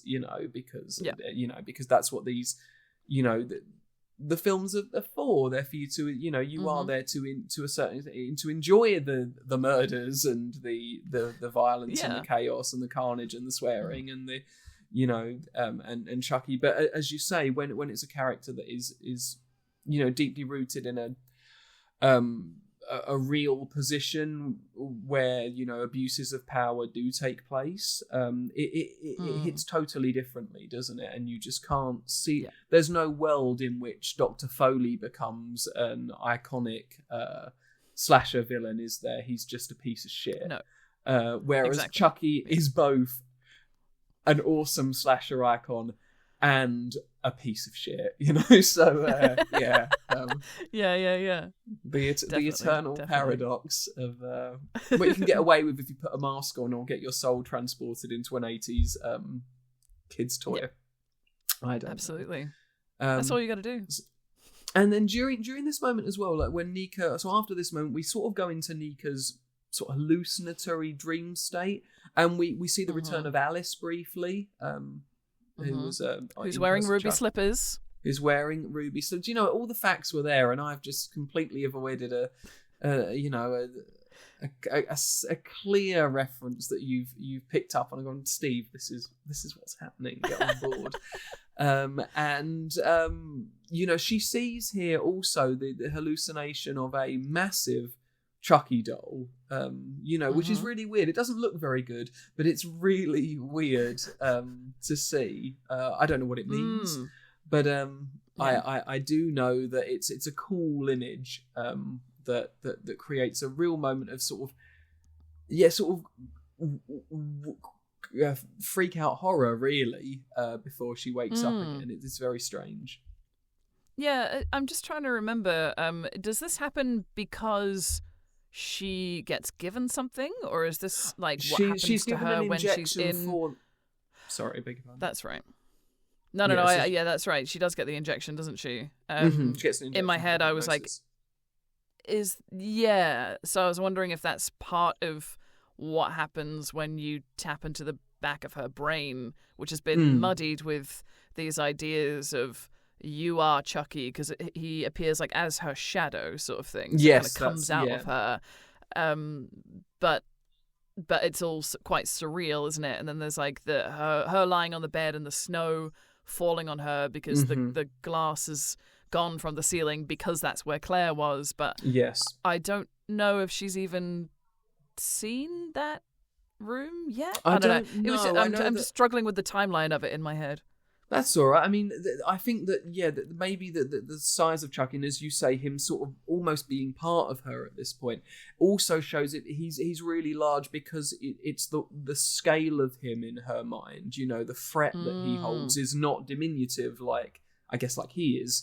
You know, it is a very real, very human, otherworldly threat, which is much larger than his stature would dictate. Yeah, definitely. So yeah, that makes sense. There we go. We solve it. There we figured it out. Hooray. And the next day, there's an interaction between Malcolm and Madeline and Nika, where essentially we're led to believe even more that Matthew has become Charles Lee Race. He says, "I'm Charles. I think you know me." And so we're really led into this idea that now not only is Chucky possessing the dolls, but he's finally after 6.5 movies got himself into a human body. And before that would have been an end goal, wouldn't it? But as we learn from the end of Seed of Chucky, he's not bothered about being a person anymore. You know, that doesn't interest him. What interests him is the legacy of being Chucky the Killer Doll. Which again, I know we said at the time, but which I just love because it removes this necessity of always looking for a host, and just lets him focus on being his true self, really. His true self, his authentic self. Absolutely. And I loved, we talked a little bit about that when we watched it. Like, it feels like a realization moment of it is okay. And you want to, like, the important thing is to be comfortable in the body that you want to be in. And that being the kind of interesting focus of that film, in amongst all the kind of chaos and campery of it. It's got this lovely message of identity. Yeah, because there is obviously with Glenn Glenda in that film, this, there is a much more sort of compassionate, relatable version of the same thing. They're both going through this crisis, aren't they? And I guess Tiffany is as well in Seed of Chucky, because, to be an upstanding citizen, as it were, or to continue to be a killer, And I guess, as you said about, Glenda is already very sympathetic, but with Tiffany, that's another moment where you get a sense of the sympathy you can have for Tiffany, because she's caught in a world where she still doesn't feel totally, like she belongs. She knows who she is. Whereas Chucky has definitely made that decision by the end of Seed of Chucky. And so after this, sort of this interaction with them where, we think that maybe Chucky has got into a human body, Madeline goes to rest. We then have a little cutaway to Andy, who I think for the first time has an interaction with Tiffany, where she says something really cool. She says that the cult is growing. Do you want to be, do you want to sign up? Do you want to be part of it? That's all really cool. That we can see he's heading on his way. She's clearly driving as well, so she's heading somewhere too. And that's a cool little interaction, though, isn't it? I like it. Yeah, it's very cool. I mean, Tiffany / Jennifer Tilly's back, so I was like, yay, there she is. Yeah. I think she also gives him a heads up to. There's like is this Chekhov's comment about disemboweling?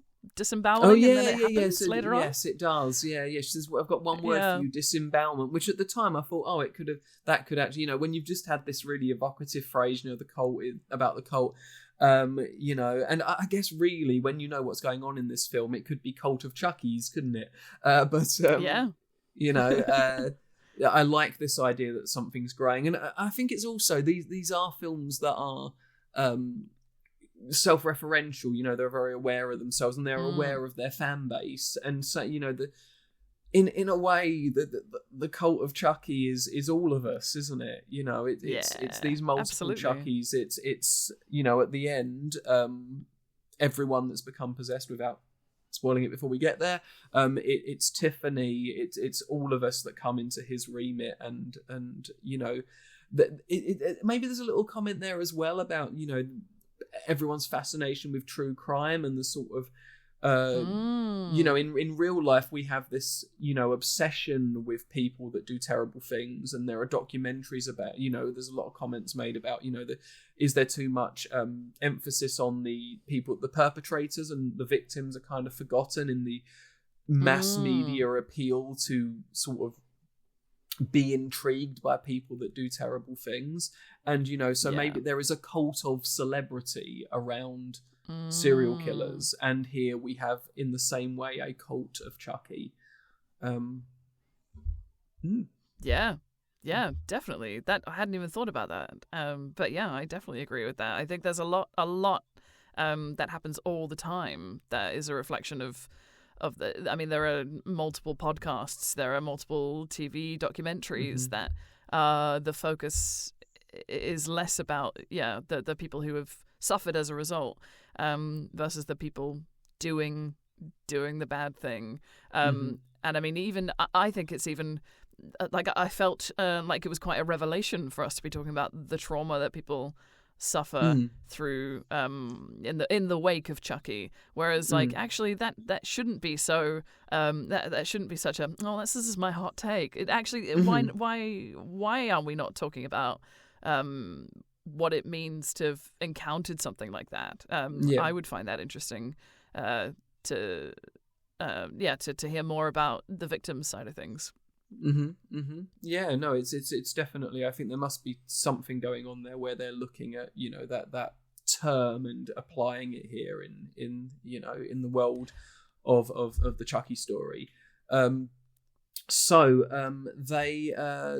We now have the moment with Madeline here where she takes the Chucky doll into her bedroom and smothers the Chucky doll in what we have this sort of revelation that this is what she did to, her child, and I guess she's reliving that here in a way. I find the interaction here when Foley comes in all a little bit, I'm not really sure what it's trying to do or what it's saying really, other than to say, oh, Madeline did this to her kid and now she's reenacting it. I found that quite a sort of sad moment when she's by herself in the room with Chucky, and that being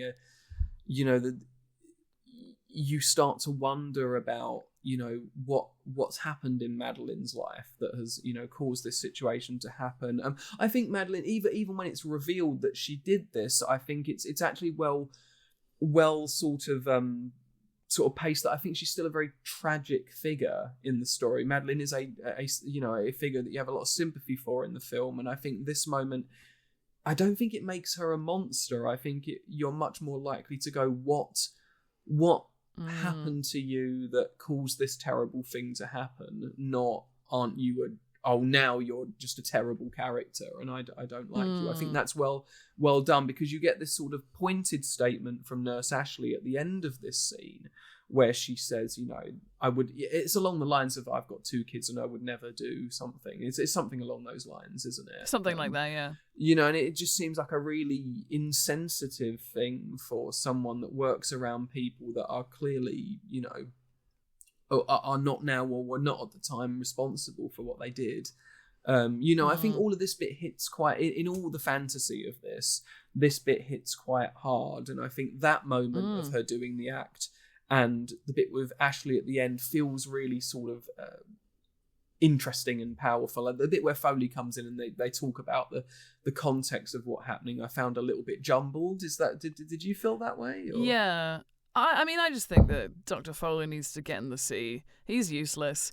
Like, he clearly doesn't know what he's doing. I also think maybe it falls victim to the idea that we need to be told everything explicitly about why she is the way that she is, including the detail as to why she's done it. I think it would actually, that's not a word. I think it would be totally fine for her to just have that little moment with Nurse Ashley, and then we see the whole sequence with Chucky and her. I think that's all we needed. We didn't need the so why you killed your child? Remember? That's why did you do? Because the screaming was happening. It's like thank you. We don't need that. That articulates what I was feeling. Really, thank you. Yeah, I think that's exactly it. Is that there are moments in this film where it is you can just accept that we will understand what's going on, and as you say, that whole scene could have been condensed into something really sort of effective, rather than him coming in and telling everyone and then marching out again and think, He's so incompetent. He's so useless. He's just the worst. You come across, I think, these sorts of characters that are there to purely be, unlikable. But I think in this situation, didn't need to happen. It gets in the way of just the storytelling in general. And the moment that happens here, I think I said it earlier on, but I think it's probably the most harrowing sort of, or really sort of disturbing death in the whole series, where Chucky is in the corner of the room. He comes to Madeline, and he's sort of putting his hand around her mouth, and it all feels really weird and manipulative and unpleasant. And then he puts his hand down her throat and pulls back out, and as he's pulling stuff back out, he's kind of like in awe of what he's doing. Like, the look on his face is somewhere between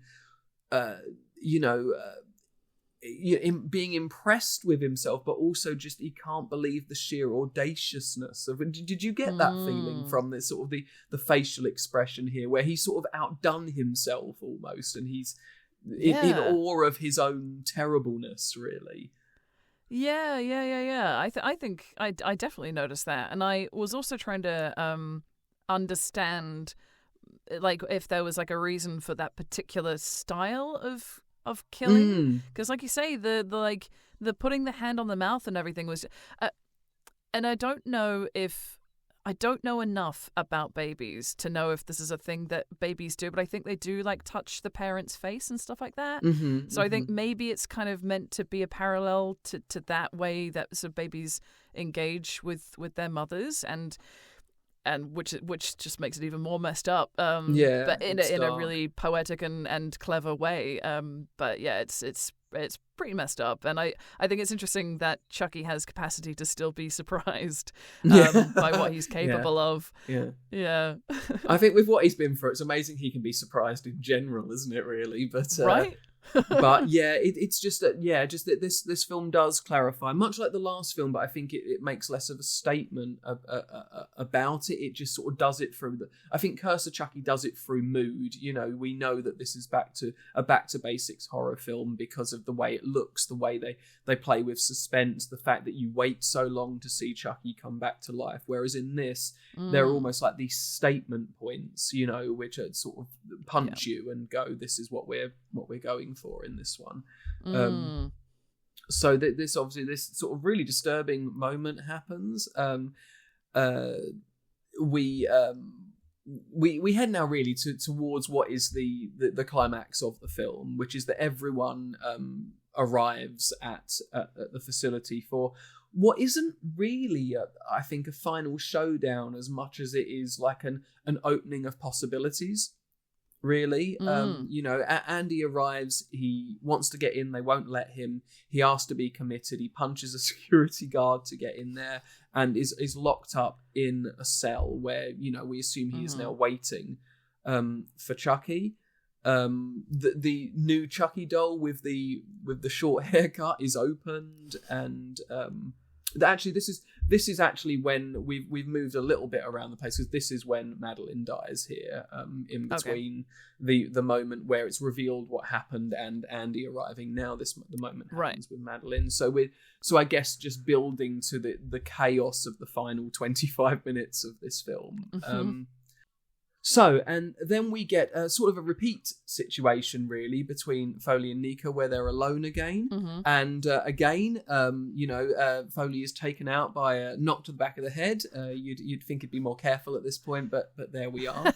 And then we have the reanimation, right, of the other Chucky doll here. So we end up with... We get number 3 brought into the fold. Exactly, and this really is our revelation that there's more than one of them in animation at the same time, right? Or at least the first time we see them together, because is this when he talks about voodooForDummies.com? Yes, voodooForDummies.com. He found he explains it. Yeah, so we now get the explanation that Chucky found a new spell on voodooForDummies.com where he can put himself into lots of different dolls if he wants to, and he can do this kind of indefinitely. And he's making a Chucky army, and we now have you know, Carlos arrives on the scene, and we expect maybe he's gonna save the day, but he's taken out by our third Chucky doll, brandishing an electric screwdriver, and they super grim death again, really, because they all have a go here, don't they? All 3 of them go at poor Carlos. Yeah. I at this point I was like, I think this is the best kill in the film so far. There is one more that's better than this, but like at this point I was like, this is amazing. He's getting it all 3 ways. He's getting scalpeled, drilled, and glassed. And the Chuckies are having a great time. Yeah, it's sort of one of those moments where it feels one of those, like, you know, at what point did he deserve 3 Chuckies? You know, one of those sort of fuck you in particulars. You know, it's just sort of. Honestly, he really gets a terrible maybe time that's. of it. Yeah, especially because like we didn't get to really know him, but it feels like we wanted to get to know him, but we did not get to. But somehow, I still think he, in my mind, because he was so lovely, occasionally, that he did deserve this intricate kill, but we didn't get to know him well enough for it to feel fully earned. I'm not mad about it. Like, I love the kill, but it just feels like... I think maybe, you know, that some people only have the honour of being killed by one Chucky, you know. Indeed. And, you know, who can really say in the long run, Yeah, but who knows what's to come in the series? How many, Indeed. How many Chuckies will be responsible? So this happens, and then we move to they decide amongst the three of them, once Carlos is dead, that someone's got to go kill Andy. They know he's in they know he's in a cell, and one of them's got to do it. And it's quite funny. It's one of the only really funny exchanges, I think, in the film here, where all the Chuckies have a bit of a debate about who should do it.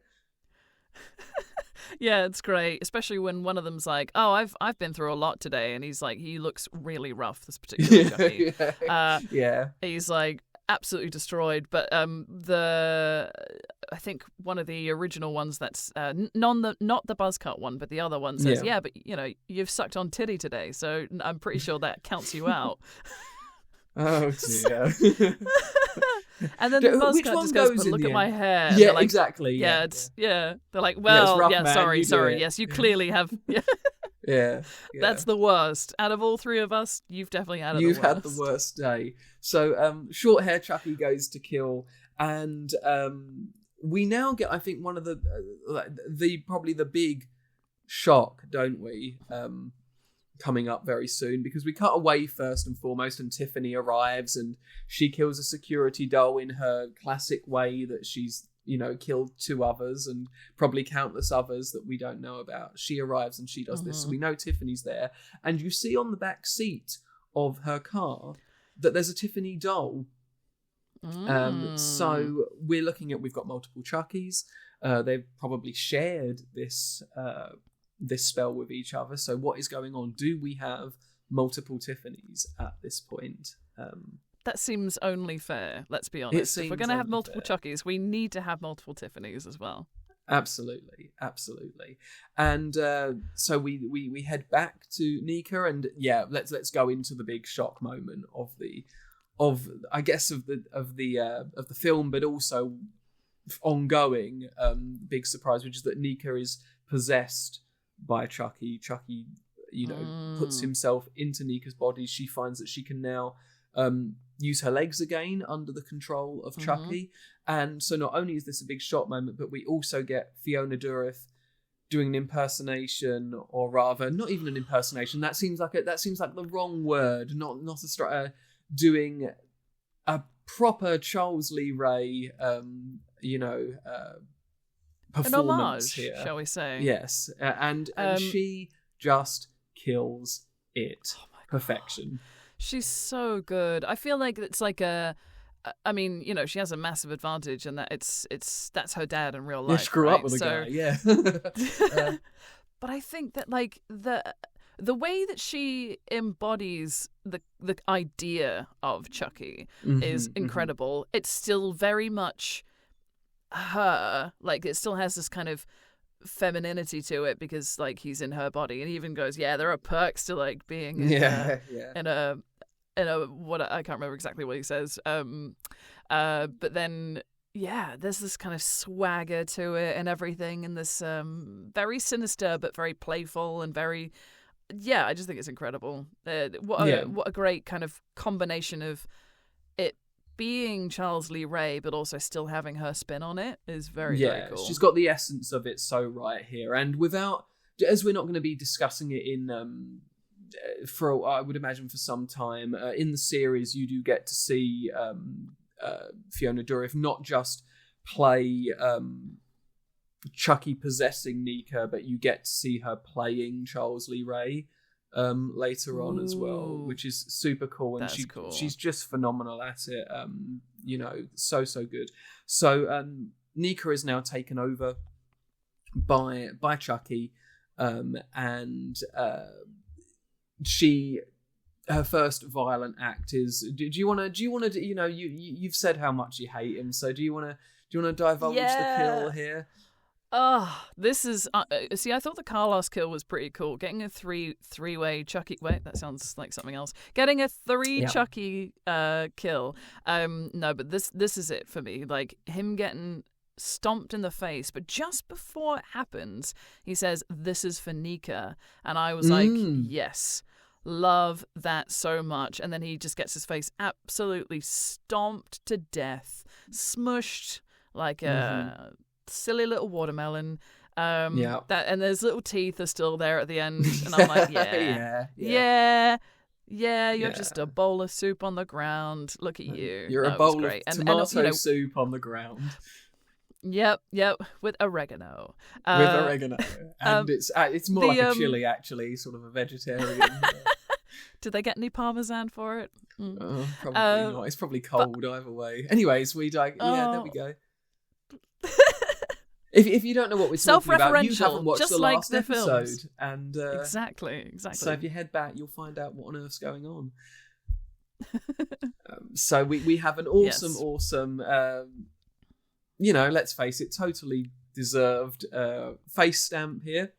And we then have, I think, a really good moment as it goes to follow on for this in a very different way, which is that Malcolm is, Nika confronts Malcolm, and he's sort of trying to play the part of Charles Lee Ray, but we realise it's just been a put on the whole time, and we get sort of what happens when, I guess the implication is that when, if you've tried to impersonate me, I'm going to show you what it is to actually be me, and it's, again, one of those power plays that we mentioned, really. And I think it also further develops this idea of the cult, and you were talking about sort of celebrity status, especially because there's other characters that his other multiple personalities were Michael Phelps, the swimmer, and what's your boy Mark Zuckerberg from Facebook fame, and now Charles Lee Ray. Like, I think that's probably quite satisfying for him to know that this guy who likes to his personalities take on these celebrities and the cult status of where he's got to at this point it's all kind of a nice little nod to his power level at this point. Yeah, I think that's absolutely true, and I think that you get the sense of, like, it feels, interestingly, doesn't it, that you've got the Chucky dolls, but now that Nika has the Chucky possession, because she can be fully animated with it, and you get a sense that this is the full character without the constraints of special effects, and we can't do this because we haven't got a floor that's 8 inches off the ground and whatnot. Here it's the wild abandon of having a fully moving body and a fantastic actor pulling the strings. And so Malcolm here is sort of on his knees, and he gets a drill bit through his head by one of the Chucky dolls, and another pretty gruesome death. It's got quite a few gruesome deaths, this film. I feel like I've said that quite a bit. I got to the end and thought, there's been a lot of...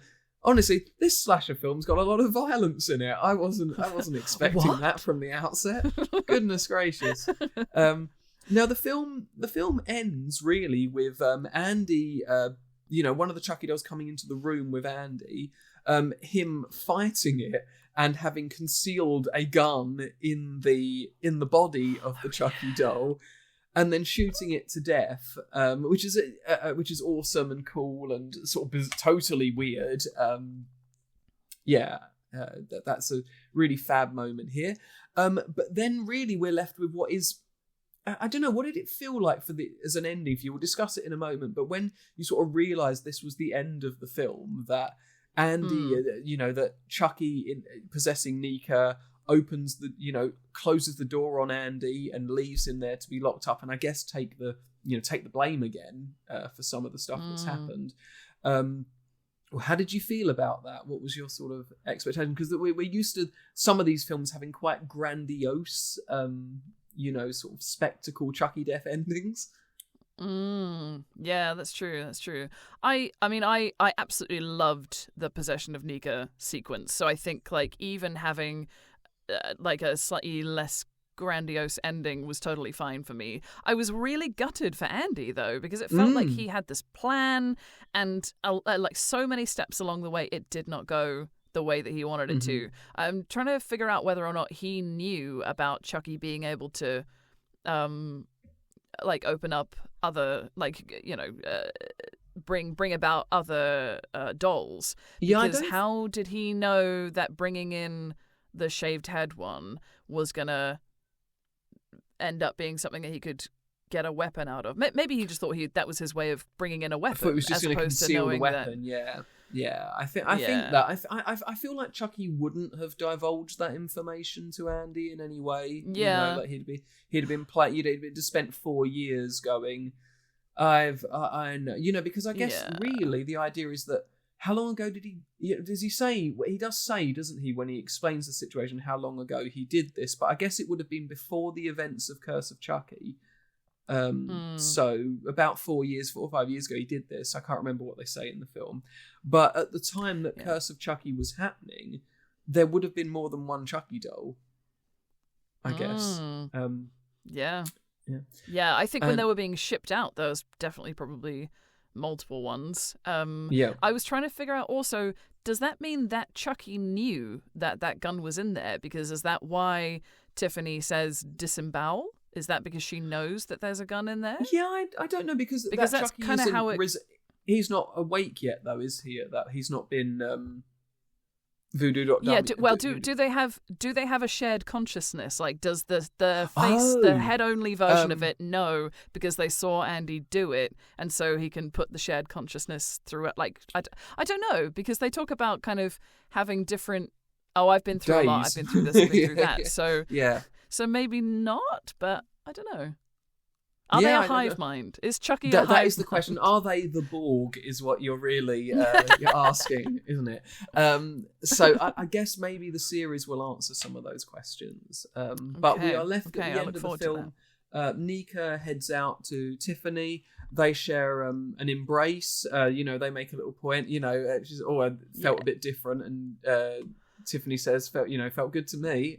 You know. Yeah. And they drive off not into the sunset, because that would be but into the night, you know, laughing with each other, and are joined in their laughter by the Tiffany doll that is in the backseat. There's one little moment here that I really liked as well. Tiffany mentions that she feels bad about Alice. Yes. And Chucky goes, "Nah, fuck that kid. Like, I don't give a shit." But it's one of these moments where, again, I think for me, I'm reminded that Tiffany is actually not as horrible, and has this this nice side where she feels bad when things happen, and it's just interesting to see. It's a good moment. How she, even through all of this, and she's doing it because she wants, you know, Charles to be happy, but you know, what makes her happy? That's what I want to know. No, that's definitely right. And you do get, because she doesn't join in the laughter for some time, does she? And then she lets herself get into it, but she really contemplates, and you do get a sense in that moment of, in her head, thinking, what the fuck am I doing?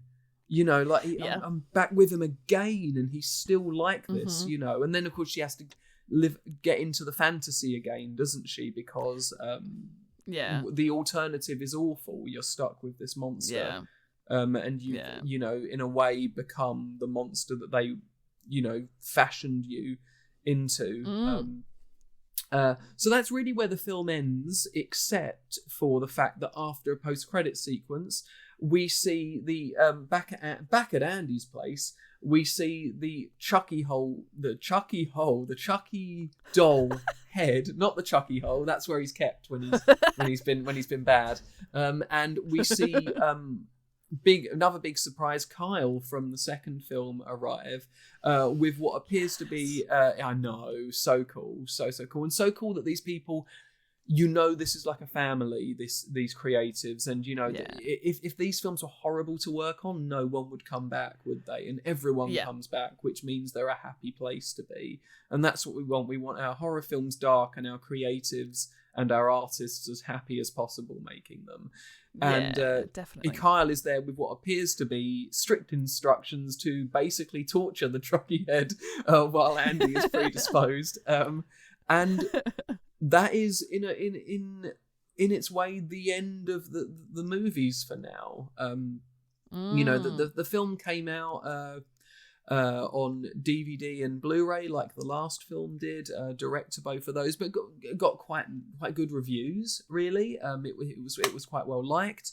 And after this, of course, it must have done well enough for them to see that it was worth heading off into 3 seasons, amazingly, of which it must, you know, is just you know, unprecedented 3 seasons of a continuing story that picks up from where these films were, and goes to more wild, wonderful, fantastic places. And I think that this, I don't know if this film is the really, necessarily as taken as the whole package, quite the sort of triumphant, end to them as a film series. I don't personally think it will be the last film. I think that we'll see more from them, and Chucky will be back.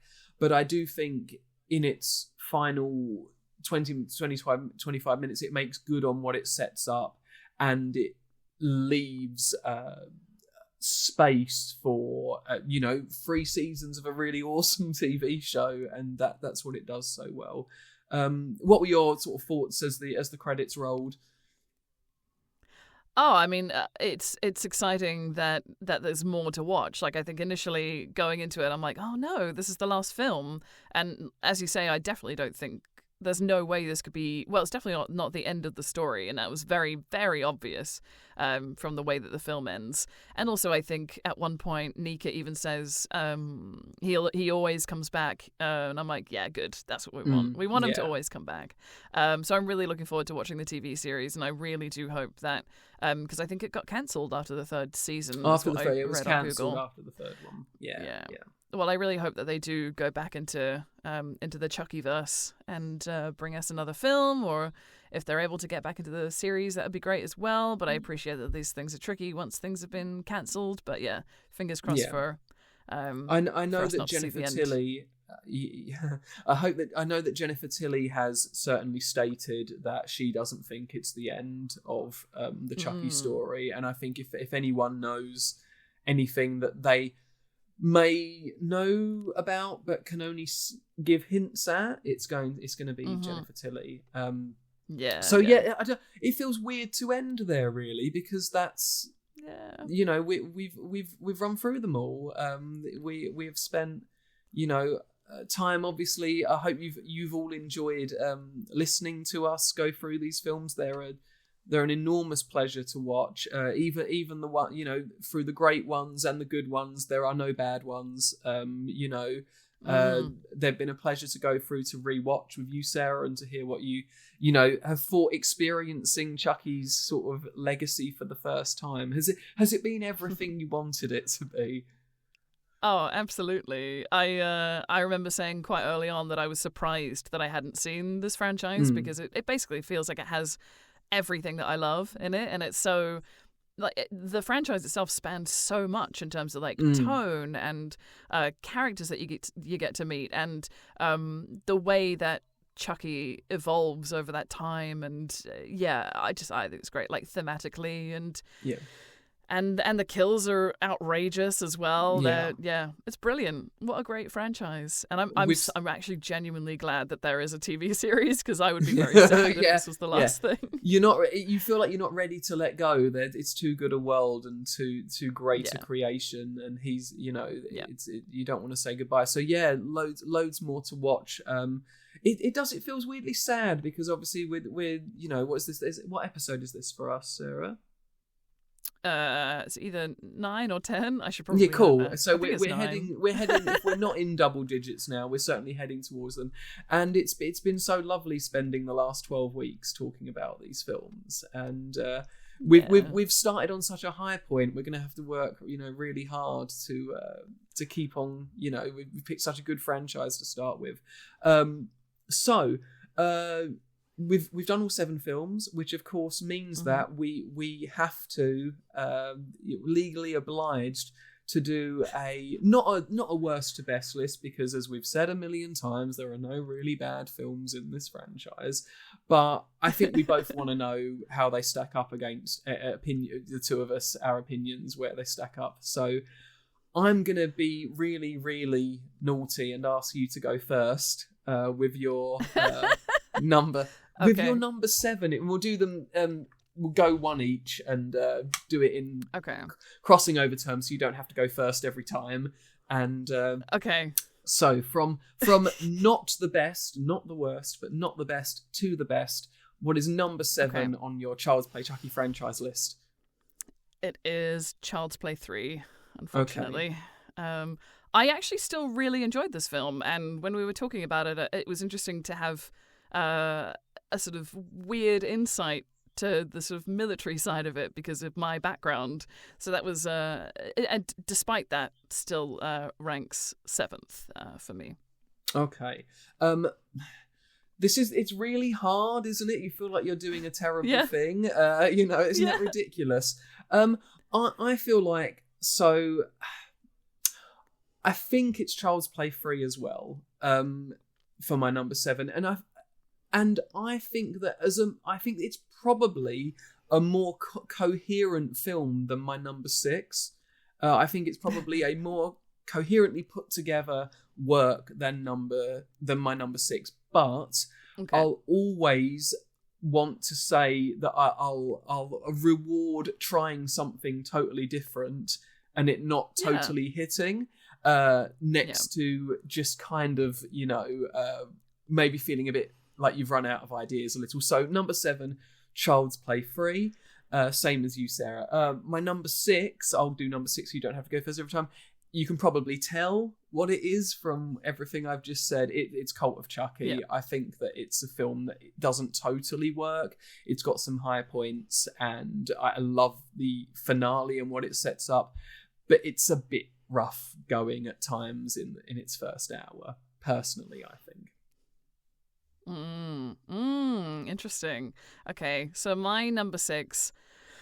I'm struggling a little bit with this. I'm going to struggle with the whole of the middle section I have anyway. trouble after this. So I've got Child's Play 3, Cult of Chucky, and now I'm not sure. So you give me time to think.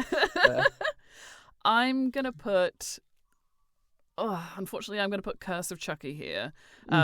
Because when I first watched it, I didn't vibe with it straight away. And despite us, talking about it, I still think that,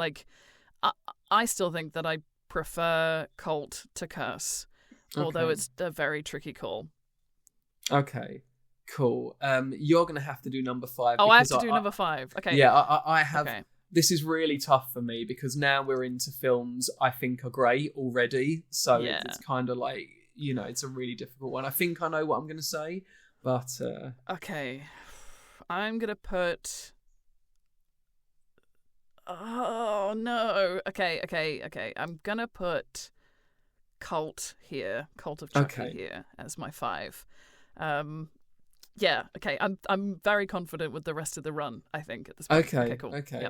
Why a Cult of Chucky here? I guess just similar to Curse. There were parts of it that I thought were quite clunky. I mean, we've already spoken about the dialogue bits that are just, exposition that I don't need. I think we should give film viewers much more credit, and allow a scene to speak without having to have it explicitly told to us. I do really like the very end of it. I love Nika being possessed. I think it's a great moment. And that's the only reason why I'm ranking it above Curse, because I find it really difficult between the two of them. Okay, yeah, that's my 5. This is really hard. I kind of want to do a draw on this one, really, because okay. If you're allowed to do a draw here, then I'm not allowed to do a draw. This is set in stone forever, and I can't ever change it. I don't think that. I'm just gonna go for it. Yeah, okay, yeah. Number 5 is probably Curse of Chucky for me. But there is nothing in it between my 4 and 5. I'm only putting Curse of Chucky here because I think that I had a lot more fun with my number 4 this time than I thought I would. I thought I was going to watch my number 4 and go, oh, this has aged a bit badly, or this isn't as good as I remember it being, but I had a really good time with it. So I can't do that. Whereas Curse was as good as I remember it being. And I love the dark tone of it. I think it's great. I've got, it's an awesome film, but yeah, number 5, Curse of Chucky. Yeah. I've got to do number 4, haven't I? Yeah. Okay. My number 4 is, we've got to be quick because this is going to be the longest rundown ever. My number 4 Seed of Chucky. I love it. I had an enormous amount of fun watching it. Again, I enjoy it every time I watch it. I love what it's doing. I think it's really, really, really, really innovative. It's doing something really, really new. I just feel like maybe the lack of, I think I said this when we did the episode, the lack of having like a strong central protagonist sort of made the story feel a little bit untethered at times. And even though I love it, No Notes, fantastic, I'm going to have to put Seed of Chucky as my number 4. Yeah, that's also my number 4, Seed of Chucky.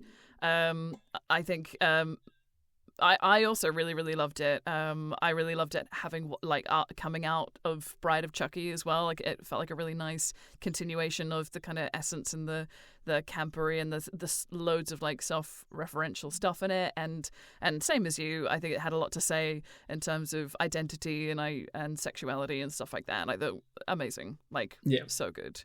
And also like it was weird and meta and wonderful and Jennifer Tilly. Yeah, exactly. So number 3. So into the top 3 Child's Play Chucky films. The bronze award for you, Sarah, goes to 3 and 2 are difficult. I know what number 1 is. 3 and 2, I'm not 100% sure, but I'm gonna say. Oh no! Oh god! Okay. No, I'm just gonna say it. Child's Play 1. The very first one is number 3 for me. It's really difficult because I really, really like the first 2. And so I struggled to choose between those. So I've already given away my number 1. But basically, Child's Play 1, I just think, what an incredible opening to the franchise. It is...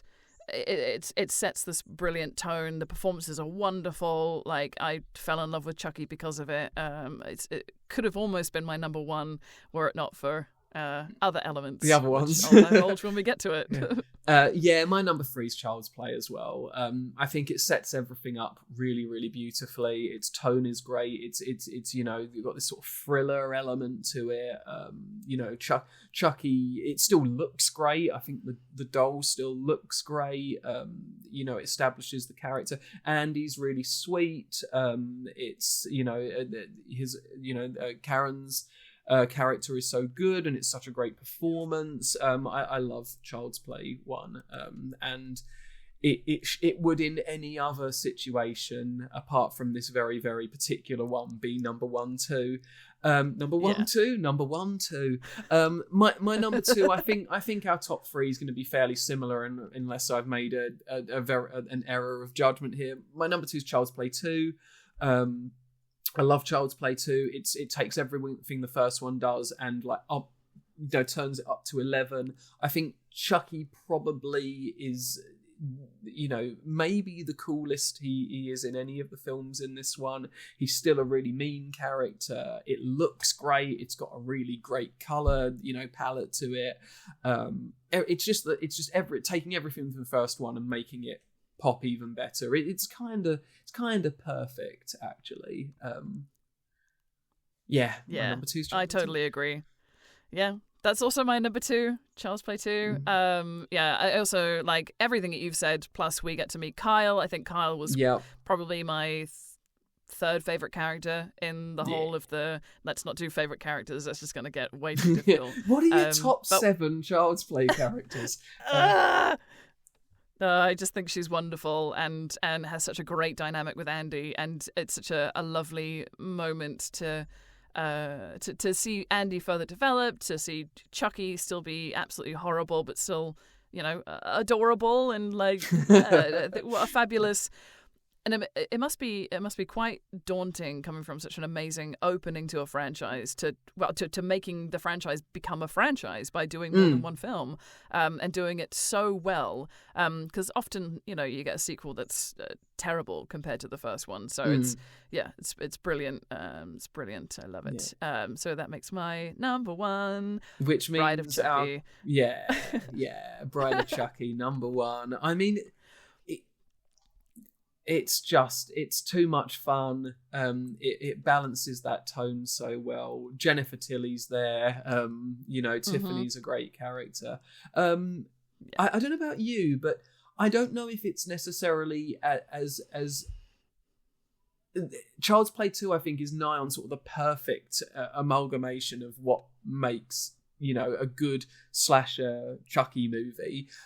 I don't know if Bride of Chucky is as perfect as Child's Play 2 is, but it takes a huge swing. Chucky looks awesome. They're so good together. Yeah. The leads are likable. It starts to bring in these, queer elements. I'm going off. Go for it, Sarah. What do you love so much about Bride of Chucky?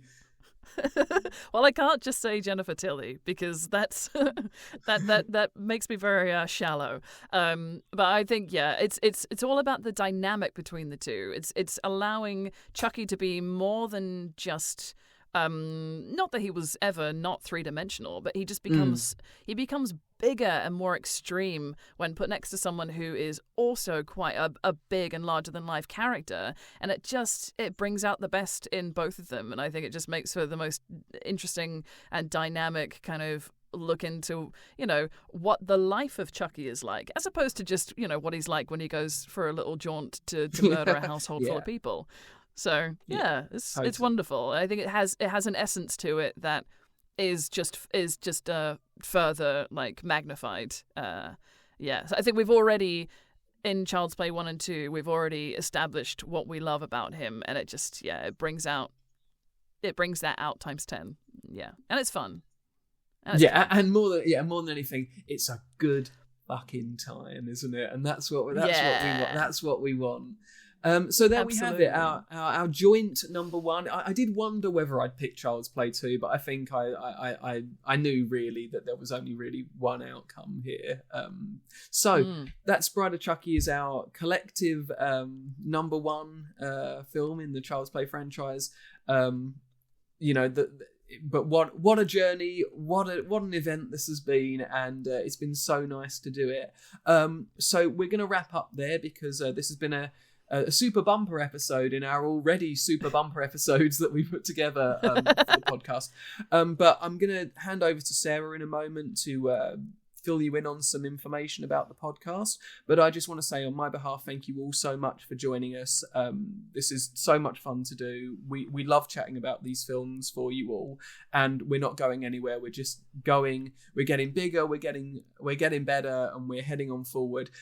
This might be the end of our journey into the Child's Play franchise, but it's really just the beginning of our journey into the darkness.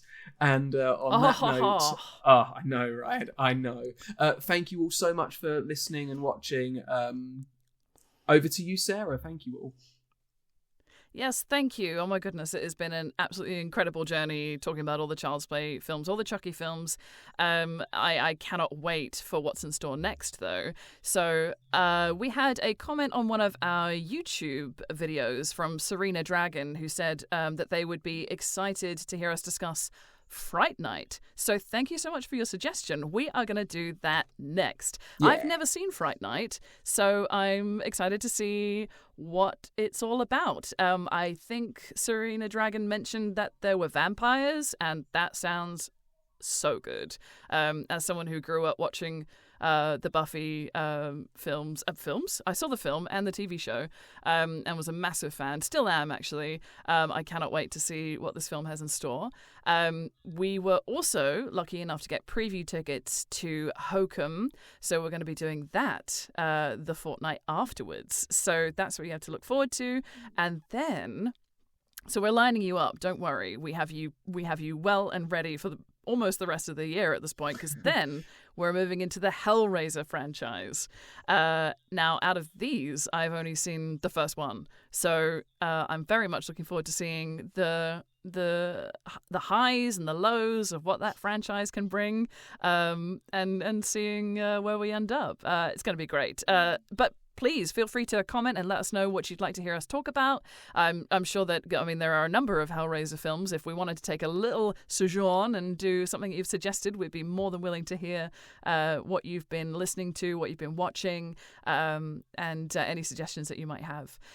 Also, if you've been listening along to us on YouTube, you'll be able to find all the rest of the episodes on there. If you haven't listened to any of the other ones, you'll be very confused because we're very self-referential the whole tomato soup thing, yeah, just go and find that initially, and then fall down the proverbial YouTube rabbit hole of our videos.